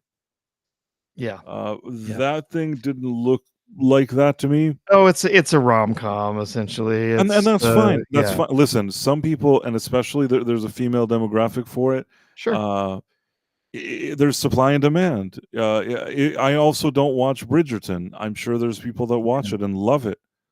I don't watch it because I'm a man, so there's no reason for me to watch it. Yeah. No. Sometimes there's shows like that if you're a man, there's no reason to watch it. I mean, See, we stop at Nobody, and we just watch that. We don't need to see Nobody Wants This. We just watch Nobody. right. Oh, yeah. Nobody was good. That was the one with Bob Odenkirk. Yes. Yes, that's Yeah, that's very good film. Men Are Simple. Yeah. Nobody was a simple, good movie. He goes, he beats a bunch of people up, You find out he's some sort of crazy secret agent that's been crazy hiding secret agent. He from beats everybody. people up. And And you know what? Bob Odenkirk gave a great performance. He Thought he did. did really well in the role. he did, man. He threw himself into that. Yeah, he's a good he, actor, and you could he tell threw he took it himself into seriously. a few other things too for that movie. Threw himself to the True. floor, into the wall. Yeah, That no, I mean, was a brutal movie. it Really was. was, and not too long after that. I mean, sometime maybe half a year after he had that heart thing, Yeah. you know. But not that I'm saying that one had anything to do with the other, but No. it was just surprising. Yeah. But this movie, he really showed his range as an actor and how he can get into these type of roles and do something that you were not even fully expecting him to do. Yep. Yep. the biggest surprise for me in that movie was Christopher Lloyd. Yeah, that was crazy. That was crazy. I liked seeing him. He was And so much fun in that movie. anything that has Christopher Lloyd in it is already better than something that didn't have him in there. Yeah. Yeah. What else did we have on the docket tonight, Bryce? Well, we had some, Ubisoft stuff that, Oh boy, you Ubisoft. know, it feels like that whole situation with Alyssa Mercante just never ends. No, it doesn't. There's one final thing before we get into it. That's Okay. one final thing I wanted to show you, just because I'm so happy with this meme. So I don't know if you know this, but after Velma was canceled by Warner Brothers, which it's not really that it was canceled now. Velma was a terrible show for those who don't know. It was a Scooby-Doo spin-off or prequel series or whatever it was. They gave the keys to Scooby-Doo, to the IP, to Mindy Kaling, who made a show about Velma, who was now, I guess, of Indian descent or I don't know what. And that show was basically everything that's wrong with Hollywood in 2022, 2023, 2024, all rolled up into one series. If you had tried to sell this as some sort of psyop, like that was trying to convince people that woke was a bad thing, that all of these ideologies and the militant feminism and everything was bad, and you were selling that as this show, I would have believed you, because it was so over the top that it Right. was nausea inducing. I watched 2 episodes of this show, and I could not believe how awful it was. It's It was really stunning. just so you know that I think that on this channel, when I review things, it to date has received the lowest score of anything that I've ever reviewed. Season 2, I gave it, I believe I gave it a 0 out of 100. Now, I don't do that usually. Usually I say, okay, you know what? Somebody came, somebody filmed something, they brought a camera, or somebody did some animation, I don't know what, 5 points out of 10, out of 100, 10 points out of 100, anything, 20, 30. In this case, I just said, no, I can't do it, 0. Can't do it. I mean, as much as I feel bad that there's animators and all that other stuff, when I saw it, I said, this is a 0. I don't think anybody should watch this show. Mhm. And of course, this thing gets canceled, and you have these kind of weirdos that want to sort of protect the show, or I don't know what. Did you see some of these? Yeah. Oh, I saw more than a few of these out there. Yeah. Oh, you're celebrating people losing their jobs. How dare you? Why would you cancel this show? It's supporting so many animators and workers and all of this stuff. And yeah, I saw numerous posts about this. People just getting angry. Oh, you shouldn't be excited about a show being canceled. What about all of these people whose livelihoods are going to be impacted? Look, I got news for you. I'm in business, right? Studied business, work with entrepreneurs. Look, in business, you pay up or you shut up. You either make it happen or you lose your job. Whatever your business is, whatever it is that you are doing, if you don't execute on that, your business fails, right? So if what you're doing is you have a car wash, and if people come through and they say, my car's still dirty, they're not going to come back to your car wash again because you did not execute on what your job was, what you were supposed to do for the customer. These people making this show and any number of other shows, their job was to make something entertaining that would bring customers, in this case, over to Max, right? But in a lot of other cases, it's other platforms, other shows, or it's to bring people to the theater, whatever. But in this case, it was to make a show that's entertaining. People are going to enjoy it, and it's going to help bring and retain customers in the Max service, right? They failed. Absolutely. And, This and I show was abysmal. It was a disaster. It's one of the worst things I've ever seen. I think that even when I reviewed season 1, I said this is one of the worst things I've ever seen. I said it in season 2. It wasn't a situation that I just thought it wasn't good or didn't like it. It was like I said, it was a combination, like the perfect storm of all the crappiest things that happen in entertainment. Uh, the swapping of all the characters' identities to suit a more PC environment, making the men look stupid. All this, like the family unit is bad, the patriarchy is bad. Meanwhile, all this kind of the humor was mean spirited. It wasn't. There's ways that you can laugh. You can laugh at people. If you watch Blazing Saddles, it has its fair digs at white people. It obviously does, but it's done in a way that you could still appreciate the humor in it. And this Velma Mhm. thing, I watched it. I didn't even crack a smile once. It just seems like an annoying woman with a lot of issues that instead of going to like a psychiatrist, she got a lot of money to make this show. Yeah, it was just nonstop with the ideologies and the militant feminism and the anti-patriarchy stuff, and it was just Non-stop constant, meaning you're watching constant. it, and every 2 seconds Oh, on screen, yeah, every word coming every out, word, every sentence. every sentence, every word. It's not just like oh well, there's a hidden message here. It was the message. It was absolutely 100% focused on that message. And then so when it got canceled, obviously, you know, I don't think anybody's going to be shedding a tear here, and I think everybody knew that they just ordered 2 seasons in advance and maybe Yeah, a special.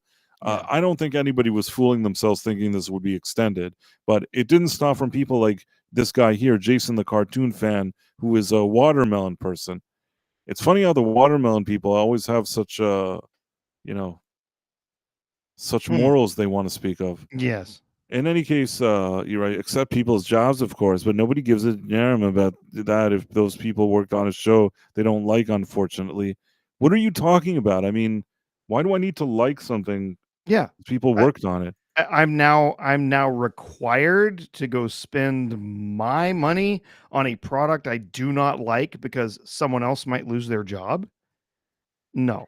And then you have it's really disgusting that people are celebrating this show's cancellation while its animation staff are losing their jobs during a time when the industry is in a very bad way. It's an insult to them. I know Velma wasn't everybody's favorite. Come on, y'all, show some respect. And it's like, what are you talking about? I mean, if you go to a restaurant now and you order something and it's really bad, it's like the worst dish you ever ate, and you go home and then after you had a really bad experience, you look and it says the restaurant is shutting down. I mean, is your instinct to say, oh no, there were Those people poor working there, oh people and those their poor people jobs. working, what were they Oh. going to do? Nobody thinks that. you, Mm-mm. you probably, if you had a good experience and enjoyed eating the food, you'll come back again, and if you Mhm. didn't, you won't come back again. Yeah. Yeah. Again, as a business, you are beholden to your customers. They do not have to come to you for that service unless you're a monopoly, in which, those are supposed to be illegal. Still plenty of, duopolies around, especially in like internet service, but that's another discussion. But the idea is essentially, the businesses that deliver on what they're supposed to deliver, who keep their customers happy with what they want, those are the ones that survive. Again, it's not always, there's a lot of complexities that happen in business. Some people don't manage their money well, there's lots of different things that happen. But ideally, a business survives because it's keeping its customers happy. The customers are coming back. They want to continue to support that business. They want to give money to that business because they're happy with what they're getting. Maybe it's a steak, maybe it's a car wash, maybe it's a TV show. I mean, But they I don't can't. have to come back and give you money. They're not required to do that. They're not If they're not required, and I also can't spend, like, each time, thinking every company that closes thinking, "Oh, no, there were people that work there." I mean, companies open and close, and sometimes if a company's not doing well, it closes. It's not that I am necessarily personally celebrating that people are losing jobs, but really, a show that didn't deserve to be on the air, wasn't good. It's not even that it was just like neutral, as in bad. It was a show that came and gave anybody that was watching it a giant middle finger, especially if you're like a man or a straight man or a straight white man or whatever it is. It was a big finger to you, a big middle finger. So what am I supposed to now? I'm supposed to shift and say that I'm sorry that it's happening. It just doesn't work for me. And the reason Yeah. I showed all of this is that I wanted to show this meme that I did. I was so proud of my meme. Uh, I'll Show the show you my meme. meme.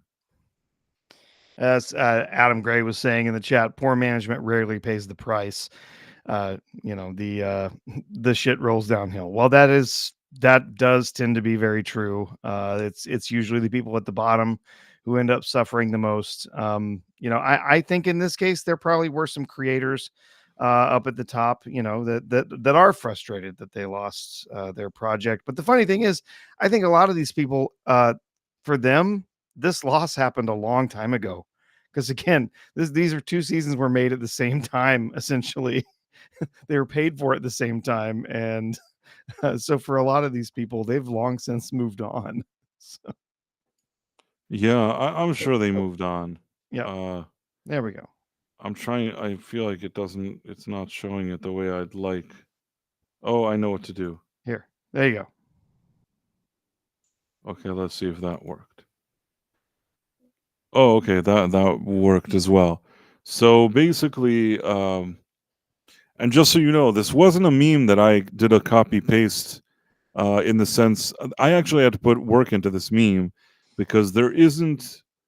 I had to take multiple photos and then do something with the background. Basically, it's not like this was an automatic meme. I actually sat and invested a few moments of my time putting together. But I really Excellent, like how excellent font selection, by the way. I'm very happy with that. I actually wasn't sure about the font, but if it works, it works. But the whole thing is, I don't know if you grew up watching the Smurfs, but you always had Brainy Smurf showing up, wagging his finger and being all snooty, and then always like somebody would just give him a kick, like when he's saying, "I'm gonna like Papa Smurf always says, we have to blah blah blah," and they always used to kick him. So, and he'd be like the most condescending and annoying, Smurf that could be. Did you watch the Smurfs? I did, yeah. So that's what was Brainy was like. So this is like a typical situation. He goes, "Oh, you shouldn't laugh at Velma's cancellation. A lot of people worked on that." And then I think is it Hefty that kicks him, and then it's like in the mid sentence production. And I don't know why I looked at this. It really amused me. It's rare that I set up a meme that I really am laughing, but this actually made me laugh. And again, I don't think people can see it, but it wasn't that I had to sort of paste him with his finger on this thing because I couldn't find the right picture. It's a really long story what I did, but I like the bottom line of it. Yeah, that's fun. I feel like this really describes the issue with all these people complaining Yeah. about this show, and also how I feel about it. Yeah, it's so silly. People lost their jobs. Guess what? People lose jobs all the time. Businesses shut down all the time. Right, but also shows shut down all the time. They stop producing shows, and sometimes they're good shows, and they still don't make it. They still don't get produced. I mean, come on, you got things like, Firefly was an outstanding show, and it got short shrift. It got aired at poor times, and there were all sorts of other issues, airing them out of order, and all sorts of problems. And the show ended up getting canceled. It was a really well done show with a really interesting script and great characters, and it got canceled. Right. So, come on. Yeah. No, we're just going to keep supporting, this show forever because we don't want those poor animators or anyone else to lose their job. Please. Yeah, I mean, I just can't think that way. And the amount of middle finger that went towards the viewers is really a deciding factor here. And I was telling you this, and I also was mentioning it to my friend Dred Roberts, who, a lot of people that know me and have been listening to the stream are also familiar with him. I was telling him that, and I think maybe I told you as well, these are the same type of people, and it wouldn't surprise me if some of the same people that wanted Stallone and Tulsa King canceled. You know, Oh, of when they course. thought that he said that he wanted extras in a scene that was supposed to have young ladies that were appealing, that there would be appealing young ladies there, and they all had like meltdowns and wanted him to end his career and wanted to end the show. I don't remember people saying, "Oh, what are all these people on the production going to do when it's canceled?"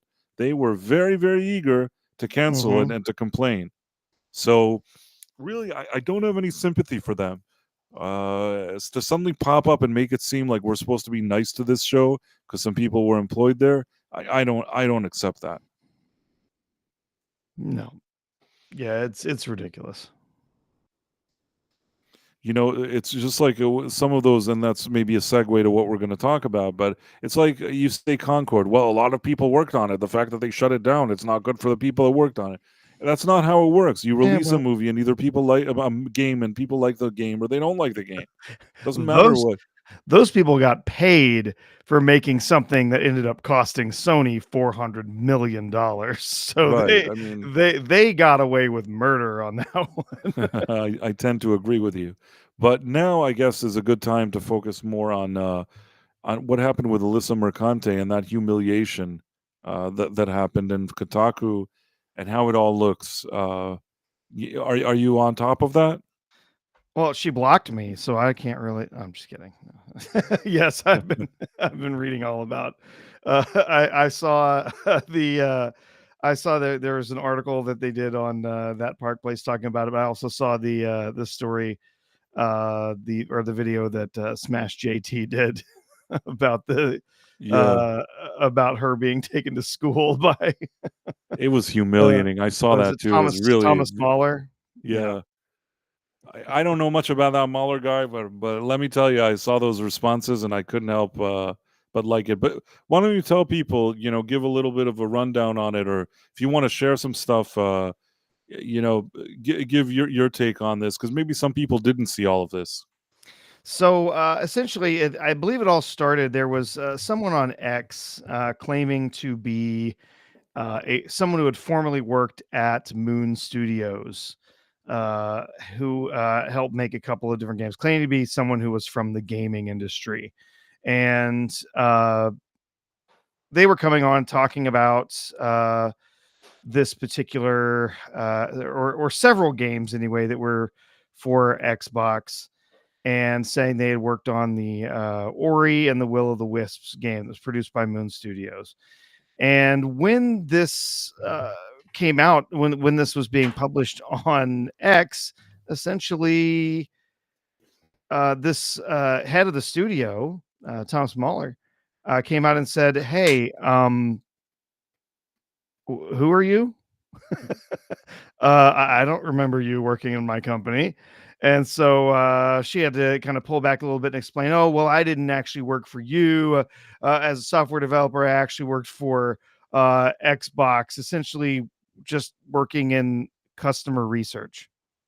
So she wasn't part of game development at all, at all. So this all went very poorly for her. And of course, then uh, Alyssa Mercante had to jump in and begin uh, to defend this woman, and start talking about developing all of these different games and so on, and how well, essentially she came in after. Uh, oh, here, I'll share the screen here. Uh, she came in and just said to Thomas Mahler, "You're a dickhead." She's so dumb, in my opinion. I mean, this is just such the fact that she is considered a legitimate Oh, journalist of gaming.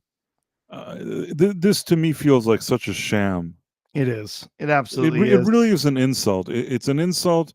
Uh, if you're going to pretend that you're some serious journalist to act like this, and this isn't the only case. I mean, we're both. You said you're blocked by her. I'm blocked by her too. Yeah. Uh, She Yeah. just blocks anybody. I never have respect. If you're supposed to be a journalist, you're supposed to review, you're supposed to Yeah. be this kind of freedom of speech, criticism, things like that. And you hear something, 2 words from somebody that you don't agree with, and you immediately block them, and you're going around Yeah. calling people dickheads. This lady, I, I, I don't consider her a journalist. Yeah. So she started in with oh, you're a dickhead, for him essentially telling this other woman who's as someone said, essentially she worked in customer research. Specifically, she was essentially a telemarketer. She called people on the phone to take surveys. That's what she did. So she wasn't a game developer at all. So she's completely misportraying who she is. Melissa Mercante has to chime in. You're a dickhead, and then the absolutely epic clap back from Thomas Mahler. I don't know who you are. That's wonderful. That's just so great. I don't know if he realized how great this Oh, was when he tweeted it. just that had to hurt so bad. I can't even And look at the imagine ratio. for I her. like this tweet. I Oh immediately yeah. I saw it. I'm like, I like what this Yeah. guy is saying. I immediately Oh, liked this tweet. just savage, just savage. So, so she says, "Well, maybe you forgot," and then goes and publishes a bit of a hit piece article from like 10 years ago that was done by Kotaku, basically saying that Mahler, he would come in and change his mind. He would overrule developers, and he'd forget about agreements and argue that something else happened, whatever. And so, she carries on, trying to, do this and try and put him in a bad light. He comes back and says, "Oh, okay. So apparently you're a you're a journalist for Kotaku, and you must have helped write that nasty hit piece. But I guess you've probably, since you're a games journalist, you've never actually worked in development. You've never actually been a game developer because you're just a games journalist," which is insightful to say the least, because very few people who've ever worked in journalism have ever spent time working on a dev team. They've never actually been there and doing that. So essentially, he says, he just said the one thing that Alyssa Mercante and most of these people will never do, a mea culpa. He says, "You know what? Yeah, I probably was guilty of doing some of those things, but you know what? When you're the CEO of a game studio, sometimes you have to tell people off. Sometimes you have to tell them they're doing the wrong thing or they're not doing their work well. Sometimes you have to get in people's faces and tell them, do the right, you're doing this wrong. If we're going to have the thing, this product come out the right way, we've got to, we got to do it the right way." And so yeah, I'm probably guilty of saying some of those things. With great talent comes lots of enthusiasm and passion, which absolutely leads to arguments. Everyone at Moons understands that we're working together as a team, right? So it just goes on and on. So, yeah, maybe some of that stuff happened. Sure, probably did. And you know what? That's fine. I'm going to admit to it. And but the truth is that we're all working there as a team. And these people that were part of this article that you published, yeah, we fired them, and that's because they didn't belong. They didn't fit in our culture. And so they're better off not being here in the first place. They're better off finding a job somewhere else. So, you can drag up whatever you want. You can say whatever you want. But, in the end, this is how creative work happens. People bump heads. People have opinions. We come back together. We work together. And, he ends up signing off at the end. He says, "I don't know why you're out here cursing out game developers and what your whole deal is, but I hope that gave you some insight into the creative process and its messiness and beauty. I hope you have a nice day. Yours, Dickhead." Brilliant. Absolutely amazing. This guy, so cool and composed. I loved his answer. I read that. I read everything he said, and she looks just like some unhinged weirdo. He looks like he's a real businessman. Explain this situation. This looks like an executive that gives you a real answer. So much more impressed with him than with her. I just want to also say that Istophobus is now a member, and I want to welcome Istophobus. Thank you for being a member. That's really, really cool. Really nice. Just wanted to point that out. And back to what you were saying. Go on, Professor. No, yeah, I mean, it's such an amazing tweet, um, message there. Uh, yeah, some people are saying just read the whole thing. It's brilliant. But yeah, so I'm just it's astounding. It's so well written. It's so well done. I mean, I can read the whole thing if you want me to. Do it. Who cares? It's Read just, it. oh, hey, Alyssa, you're apparently a journalist from Kotaku, so I'm guessing you haven't worked in actual game development yet. Let me try to explain the thing you posted about, which I'm guessing was from that hit piece from a few years back. Yes, I'm guilty of what's stated in that image, and that's okay because this is the normal creative process. We brought lots of veterans into Moon because generally great people want to get the opportunity to work on great projects, and that's our goal at Moon. We always set out to create the kind of games we'd love to play ourselves that fill some hole in the market because for some reason these holes haven't been filled yet. And so we're all incredibly passionate about what we do. With great talent comes lots of enthusiasm and passion, which absolutely leads to arguments because ultimately everyone's working hard on getting their vision into the game.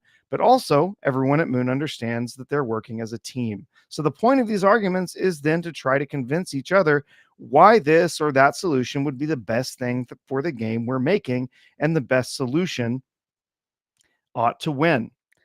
Some of the times, the beauty behind these arguments is that everybody gets a chance to contribute. And more often than not, the actual solution will be one that ultimately everybody contributed to because we're dealing with very complex issues all the time.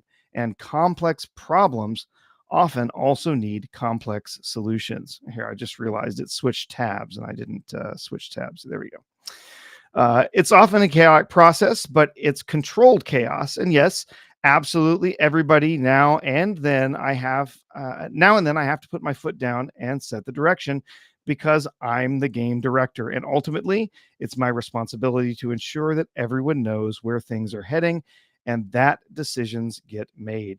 And yes, it has also happened that I agreed to a certain decision, play tested some more, and changed the direction after.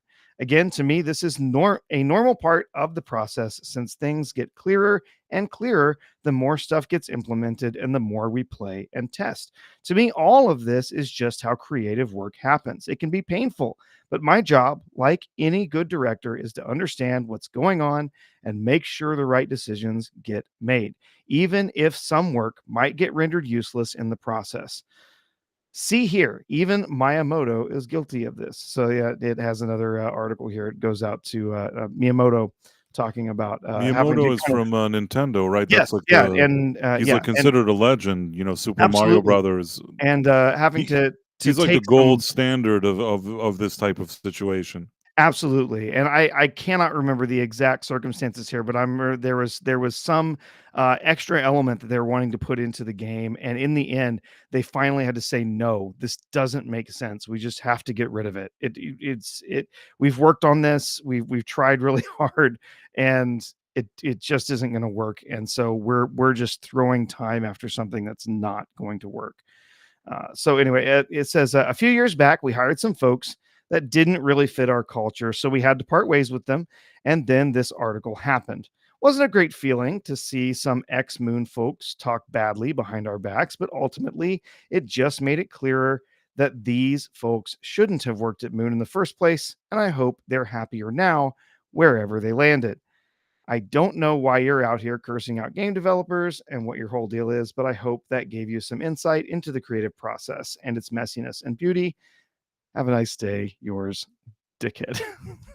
Did she respond again, or at least at this point, did she already back off? Let's see. No, I do not know that she ever responded again. We of course get Smash JT that responded there. Master of TDS is in there responding. Dread Roberts giving a nice hearty clap there as well. I did not see any kind of other response from directly from her. What did Smash But JT there's say? there's some 700 responses to his his I was post. just So running like I saw this and I liked it, but I didn't even have a time to respond. But what does Smash yeah, JT Smash said? I'm says, just "Thank you for being the voice of reason the industry so desperately needs after it's been invaded by these activists who care not for the games, but for their own personal agendas. No better example of that than this right here today." Yeah, so yeah, but I I think it's think perfect. It really does say like this is what you do. I've not worked in game development, but I have been in development teams. And this is how things go. When you're working in a dev team, when you're doing this work, yeah, you sometimes you hit a wall and people argue. You fight. No, we need to do it this way. No, we've got to do it that way. Eventually, somebody has to step up, and it's going to be the head of that team that's going to say, okay, uh, there's two different opinions, two different ways we're going to go. I think we've hashed it out as best we can. We're going to go this way. And yep, some people are going to have their feelings hurt because we're there. You're not going to do what they wanted to do. But somebody eventually has to say, no, this is the direction we're going to go in. This is how we're going to do it. And like he explains in that story, yeah, you know, it, as we move through the creative process, things change. And so, yeah, I changed my mind sometimes. It happens, right? It's wild, and it was such an incredibly good response to someone who has proven herself to just be utterly irrational when it comes to yeah. her reactions to what people have to say online. Uh, It's another, we talk about either failing upwards or people just getting jobs that we don't know why they get them.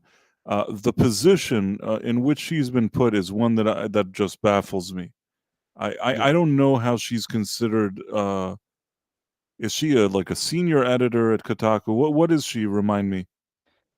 Oh, yikes. Um, I mean, I think she's a senior they editor. don't I have don't that know. many people left. So yeah, she probably is a senior Maybe editor. she's the president by now. But yeah, I mean, I can't really. There's no justification. There's nothing that she's ever done that's given me the feeling that she's anything else but just I don't know what word I'm looking for, but opportunist. Maybe that's the best. That'd be Uh, a good way to put it. an opportunist with very poor bedside manner, and no pun intended.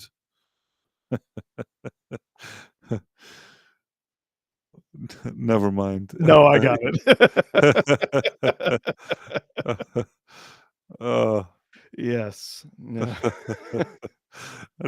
I didn't really know that just came out naturally. I didn't really, Yep, as I yep. was saying it, I kind of figured that it could have a few meanings, but you know what I'm trying to say. Yes. Yeah, well, you know, she's admitted to having some bedside activities herself, so She said it. I don't know yeah. anything. You know what I mean? She's tweeted things about herself.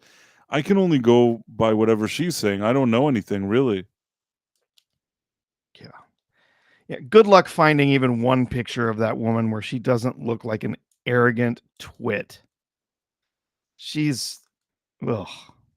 What did someone say? Cosgrove said, "Hateful shrew." Yeah, that's a great way to put it. Yeah, I think that's a good description. By the way, if you're watching the stream, make sure to like, subscribe, follow us. We're at whatever platform you're on. If you're watching this, it's always good. It's always good if you like and follow and things like that. It helps us. And I know some people, a lot of people, especially on the Rumble end, uh, some people I know that they don't always actually this is true about the YouTube one too. Some people aren't subscribe but maybe watch the streams. If you do feel like subscribing, first of all, if you don't already have proper accounts, let's say with Rumble, it's good to start an account. But if you have an account you're watching and you feel like it, you could also press like. We always appreciate that. Even if you don't, even if you're just watching and hanging out with us, that's cool too. I don't take anybody's time for granted.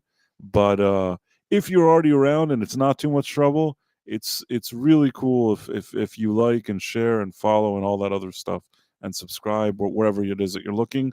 Also, if you're not familiar, Professor R2 here on Rumble has his own his own account, correct? I do. Yep. Haven't done too much with it. I've got one little meme video up there. You can Nevertheless, always follow me on X if you like. you can follow him on X. If you feel like it, you can also put those links in, Yeah. Professor. I myself, I don't remember where and how to do that, but I assume that you do.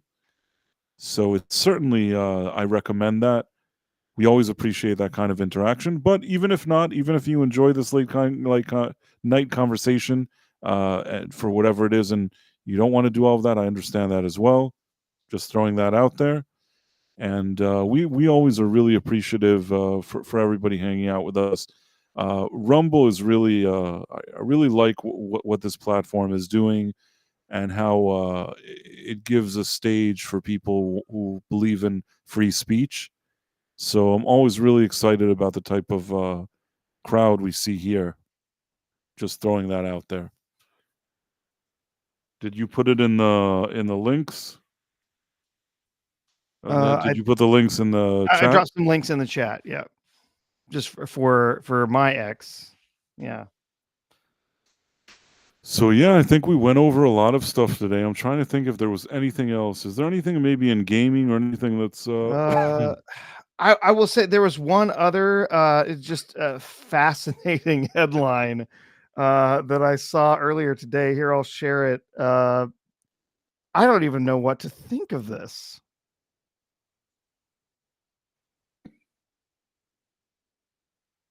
Henry Cavill to star in Voltron. Okay. it's kind of random. I was talking about this with a few people earlier, that I think that during the time where you had Voltron, the original Transformers animated series, and GoBots, I feel like GoBots was the one that nobody at all cared about. Voltron people mildly cared about, mainly because if you bought toys, the idea that there were different parts and they created one robot was appealing to people, and people kind of liked that. But both of them paled in comparison to Transformers. Neither of the other two were ever super strong IPs.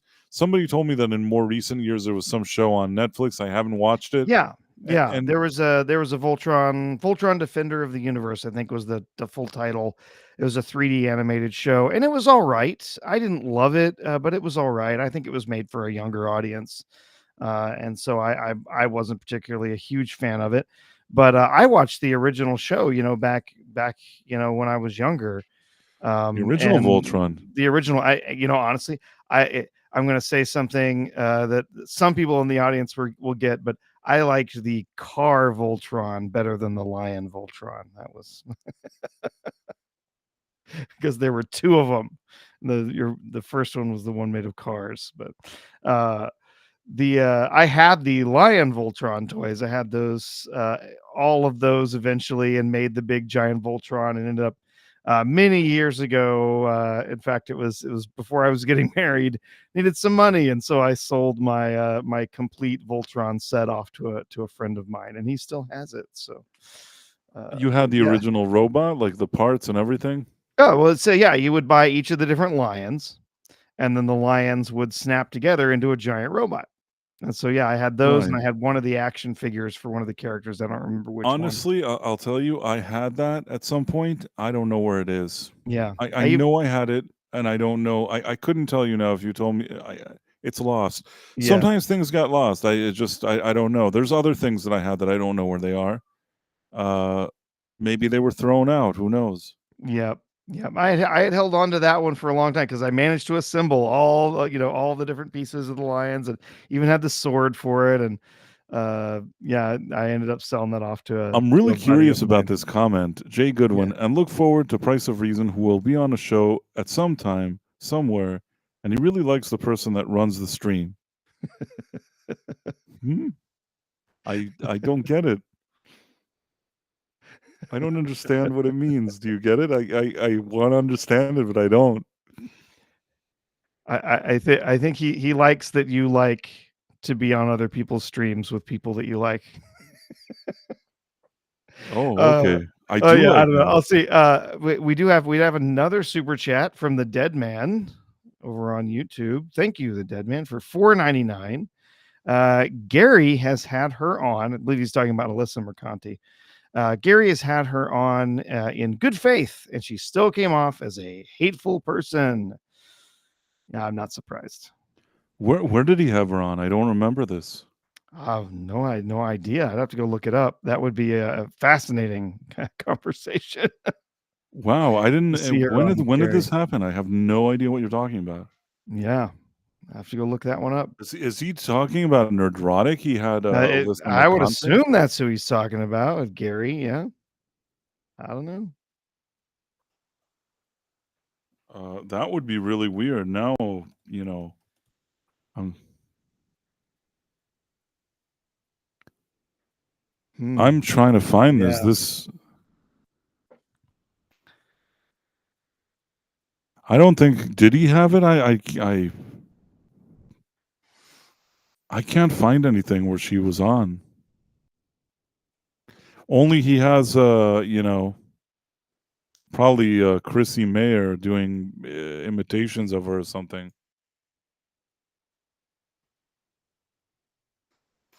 Well, we know. Uh, some gaming things.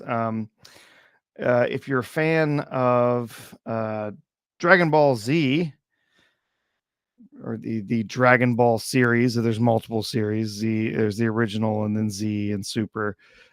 This new Dragon Ball game, and they've had a bunch of Dragon Ball games. Some of them have been pretty fun. Some of them have been real cheap, just cash grabs. But this new one, Sparking Zero, is having a huge launch on early access with a lot of people really loving it. So it's kind of funny to see. We've seen so many games recently that have just been massive failures. And now we get more games coming over from the East, more games coming over from Japan that people love. Right, they're really excited about it. Games in the West, oh, it's such a rough industry. Oh, it's all dying. Everyone's losing their jobs. Here we go, Japan, huge peak 91,000 players at once. That's an early access game. That's not even one that's been fully Wow, released that's yet. really So, if you compare to like Concord or one of those oh other yeah, things where Concord, where they they had peak three people, a yeah. few hundred at most, right? I just want to read So this Jay Goodwin thing. Price of yeah, Reason Live. Do you not remember your pitch about being on Gooch's show a few months ago? I was actually for a while on Gooch. He had this stream Scavenger Reigns about that show, yeah, and I it's a was good show.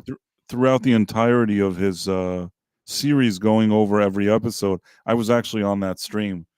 It was a lot of fun. I really like what Gooch does on his channel, and yeah, I mean, I don't know what the pitch he was talking about, but I obviously, hopefully at some point, will be able to do something else with him because I really enjoyed it. I thought it was Mhm. fun, and I'm sure that if we could find something that's right and the time and everything, I certainly would be happy to once again be there. And even today, he sent some people our way.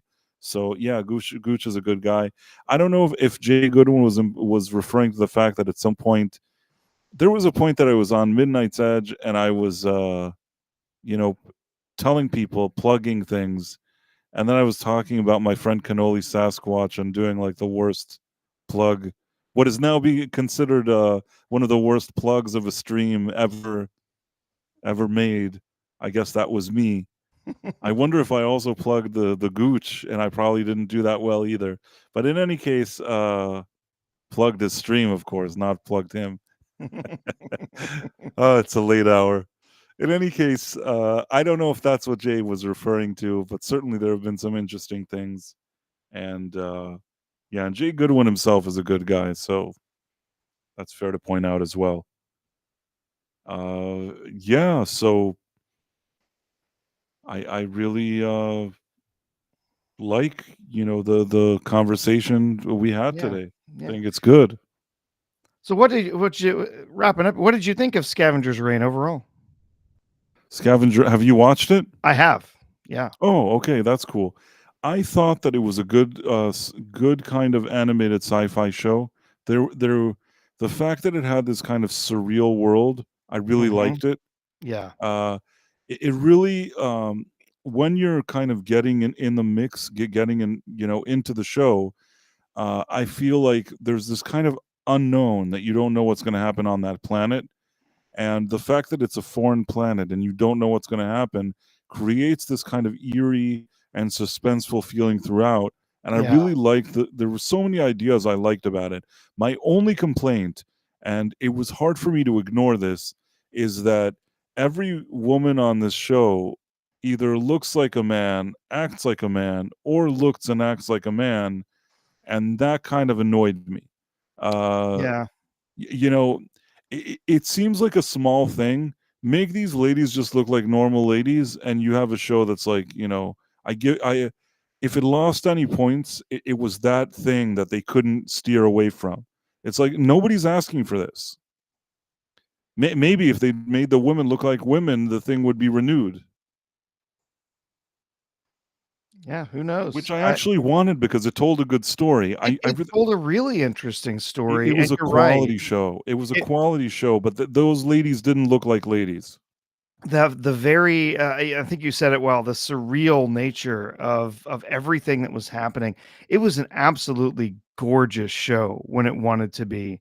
There were a few episodes in there where I was stunned at the quality and the beauty of the animation that they were making. There's the part where they're going through the wall, where she witnesses sort of this whole life cycle of these plants sort of growing and expanding and then living and creating new life and then that life dying and becoming part of other life. I mean, it was fascinating how they would animate that. But then there were lots of other things too, like you were saying. It was the tension came from not really knowing what's going to happen next. Oh, there's this pretty little butterfly thing. I don't know if it's going to come and suddenly land on me and infect me with some terrible disease, right? It was Right. kind of weird and bizarre. But I thought at the same time, that it told this sort of human story where you had these competing groups of people. You have these other people who show up and they're saying, "Oh, resources, I could use those. Why don't we just kill these other people and I'll go take those resources for myself?" Right? I mean, that's a Right. that's a pretty human story there, talking about, survival of the fittest, right? If we can take those resources and make our colony healthier and happier and uh, take care of ourselves better, then we're going to do that. And it was really interesting. I'm sad that it didn't get another season. I totally understand what you're saying about the appearance of the women in the show. Yeah, they were very mannish. It was such a small thing and minor thing to fix, and it just seemed like some arrogant person insisting on something that could potentially tank the show. You throw in some ladies that look like ladies in there, I think that this show would have done better. It was sort of a niche show, but I think that if you would have done that, that would have just attracted some more viewers, and it was necessary. And the fact that they all act like men or look like men, it doesn't add anything to the story. It's not like you think, okay, well, there's a real reason why this exists. There is no reason. It's just whoever made it was annoying. Hmm. And, Yep. and I say this like out of frustration because, as opposed to a lot of stuff where I make fun of that kind of stuff, in this case, the show was genuinely good. That's the part that's really ashamed here. That when you have something that's this good, to fumble it or mildly fumble it, or if even create you know an aspect of it that's not great, I think that's annoying because you have something so good in your hands, just see it through. Hmm. Yep. Like, who sat there and said, "Well, why don't we make the ladies look like men?" And they're all what? They toasted champagne. Like, well, I sometimes I wonder. I want to be in like those rooms where they decide this. I have this idea for a show. It's so great. It's surreal. It's interesting. Everybody's going to be really excited about it. Okay, let's do it. But let's just make sure that all the women there look like men. Of course. You know what I mean? Like, How does this happen? Like, why do they all get excited about this? Mm-hmm. And it's like that with the games. It's like that with all the stuff. Like, who who decided that people like it when women look and act like men? It's so dumb. But I mean, what can we do? We just put, What can you do? this just happens over and over again in every Yeah. single thing. But it is what it is. Yeah. I think that at this point, let's go and look at some people that have communicated with us today on the show. Yeah. Let's say thank you to a few people for Say showing up. thank you. Starting with Murrockstra. Murrockstra, good guy that we see here from time to time. Orbis P, how's it going? Tripping Orc. Tripping Orc gave, I believe, was it 5 or 10 memberships? It's 10 memberships. Yeah. Thank you. Wow, 10 memberships. Tripping Orc is great, and I didn't see him afterwards, but I want you to know, Tripping Orc, I really appreciate it. Thank you. Smilex, how's it going? Jamalama, Eraserhead, the Dead Man also gave some super chats. Yeah. Also greatly appreciate. The Dead Man is great. Thank you, man. Smilex, Beep Bop Boop, DSN 4356. Yeah. I ignore that one. I had to Right. delete there. Oh, that was one of those strange ones. Yeah, Yeah. sometimes people just want to write some strange Yeah. things, There's but weirdos. yes, I guess so. Eraserhead, Smilex, I think I said, John Malone, I think I said, Ghost Fixter, and again, this guy showed up and wrote this Yeah. weird stuff Twice. for twice. Yeah. Ru- Once I was gonna ignore. The second time is like, you yeah, couldn't you're ignore gone. it. Robnut Scoobla, the Dead Man, I think I said, Murrockstar, I said, let's see, Dude Bro Seth 420, how's it going, man?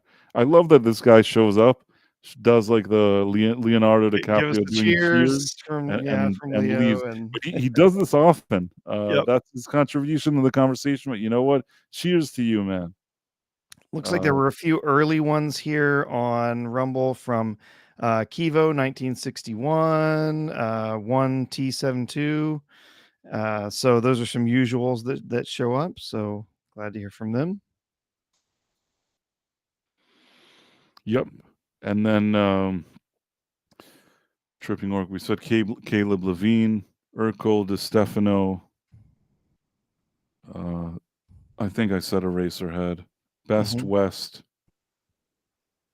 Empress NM, Jonathan Conroy. Jonathan Conroy has a cool name. I don't know why, but I feel like when you walk into a room and you're like, "Excuse me, who are you again?" I'm Jonathan Conroy. I thought that sounds like a cool name. Conroy. Conroy. Jonathan Conroy. Total like Bond. Yeah. Uh, just because I see him from time to time in our chats here. Let's see. Matt Matt I. Matt Yeah. I. Okay. Yeah, I've seen Matt I before. I've seen him from time to time. That's Peter usually that's Matt Cat who he does videos and he's over on Matt yeah. Cat I know. Yeah. Why is it Matt I? He uses another account. That's so weird. That's him. Why does he have two? Oh well, what do I know? Yeah. The Peter Venkman fan site. I like Matt Cat, by the way. He's Yes. awesome. I just he's fun. I didn't realize I didn't Yeah. realize he has like a web of He's got a whole, communication. no doubt he's got a whole bunch of sock puppet accounts he uses for different things. That makes sense, I suppose. That the Peter Venkman fan site. Hey all, how's it going? Mad Cat, Stephen Mack. That's another one.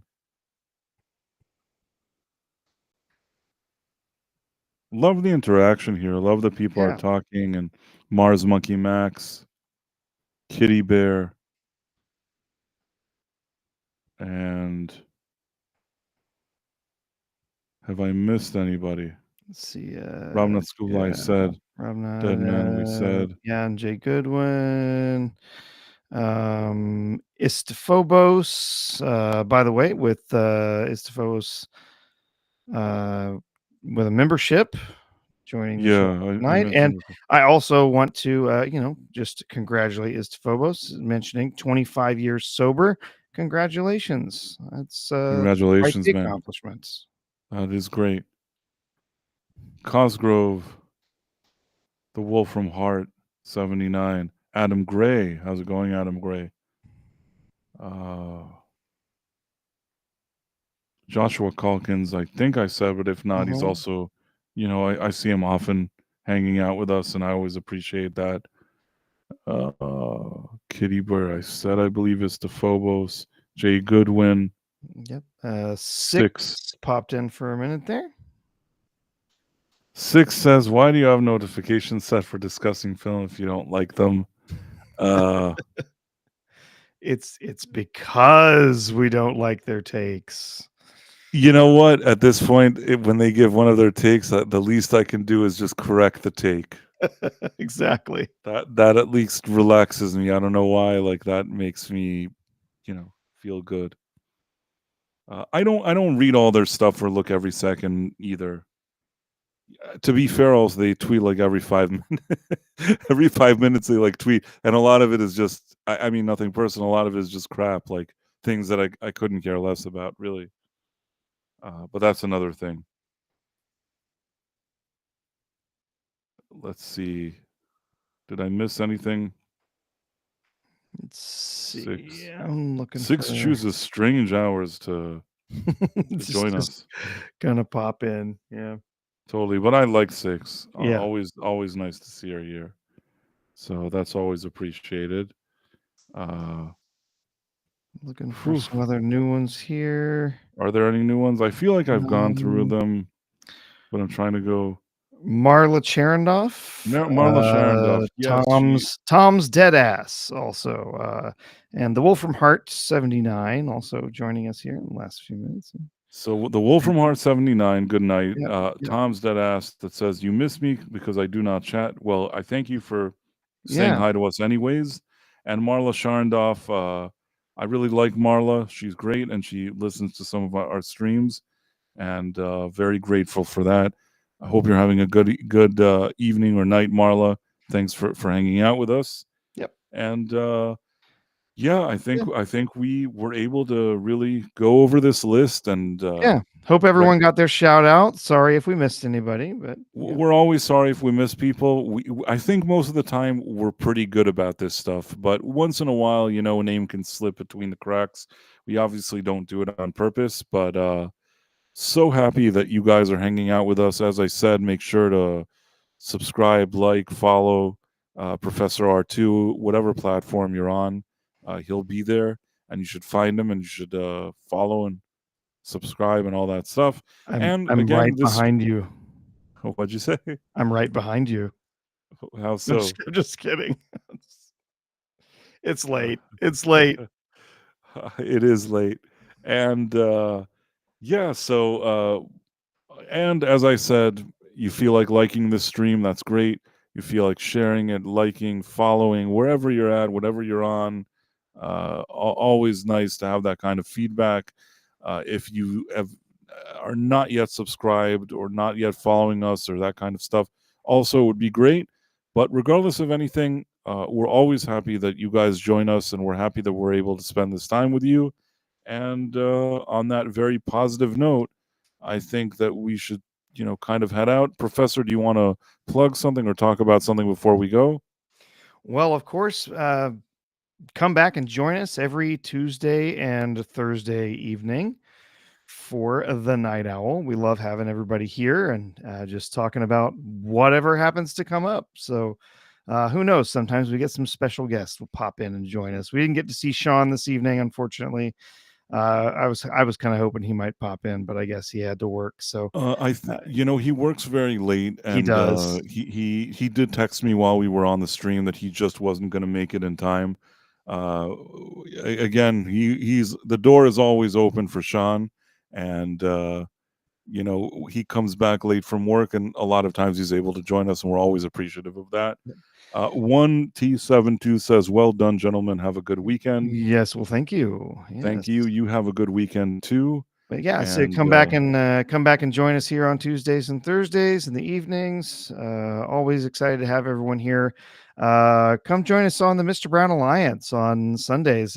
Price and I have both been on there for like the last month. right, But yeah, that's a fun show too. Mr. Brown is great. on Sunday afternoons here in the U.S. So yeah, Definitely good stuff.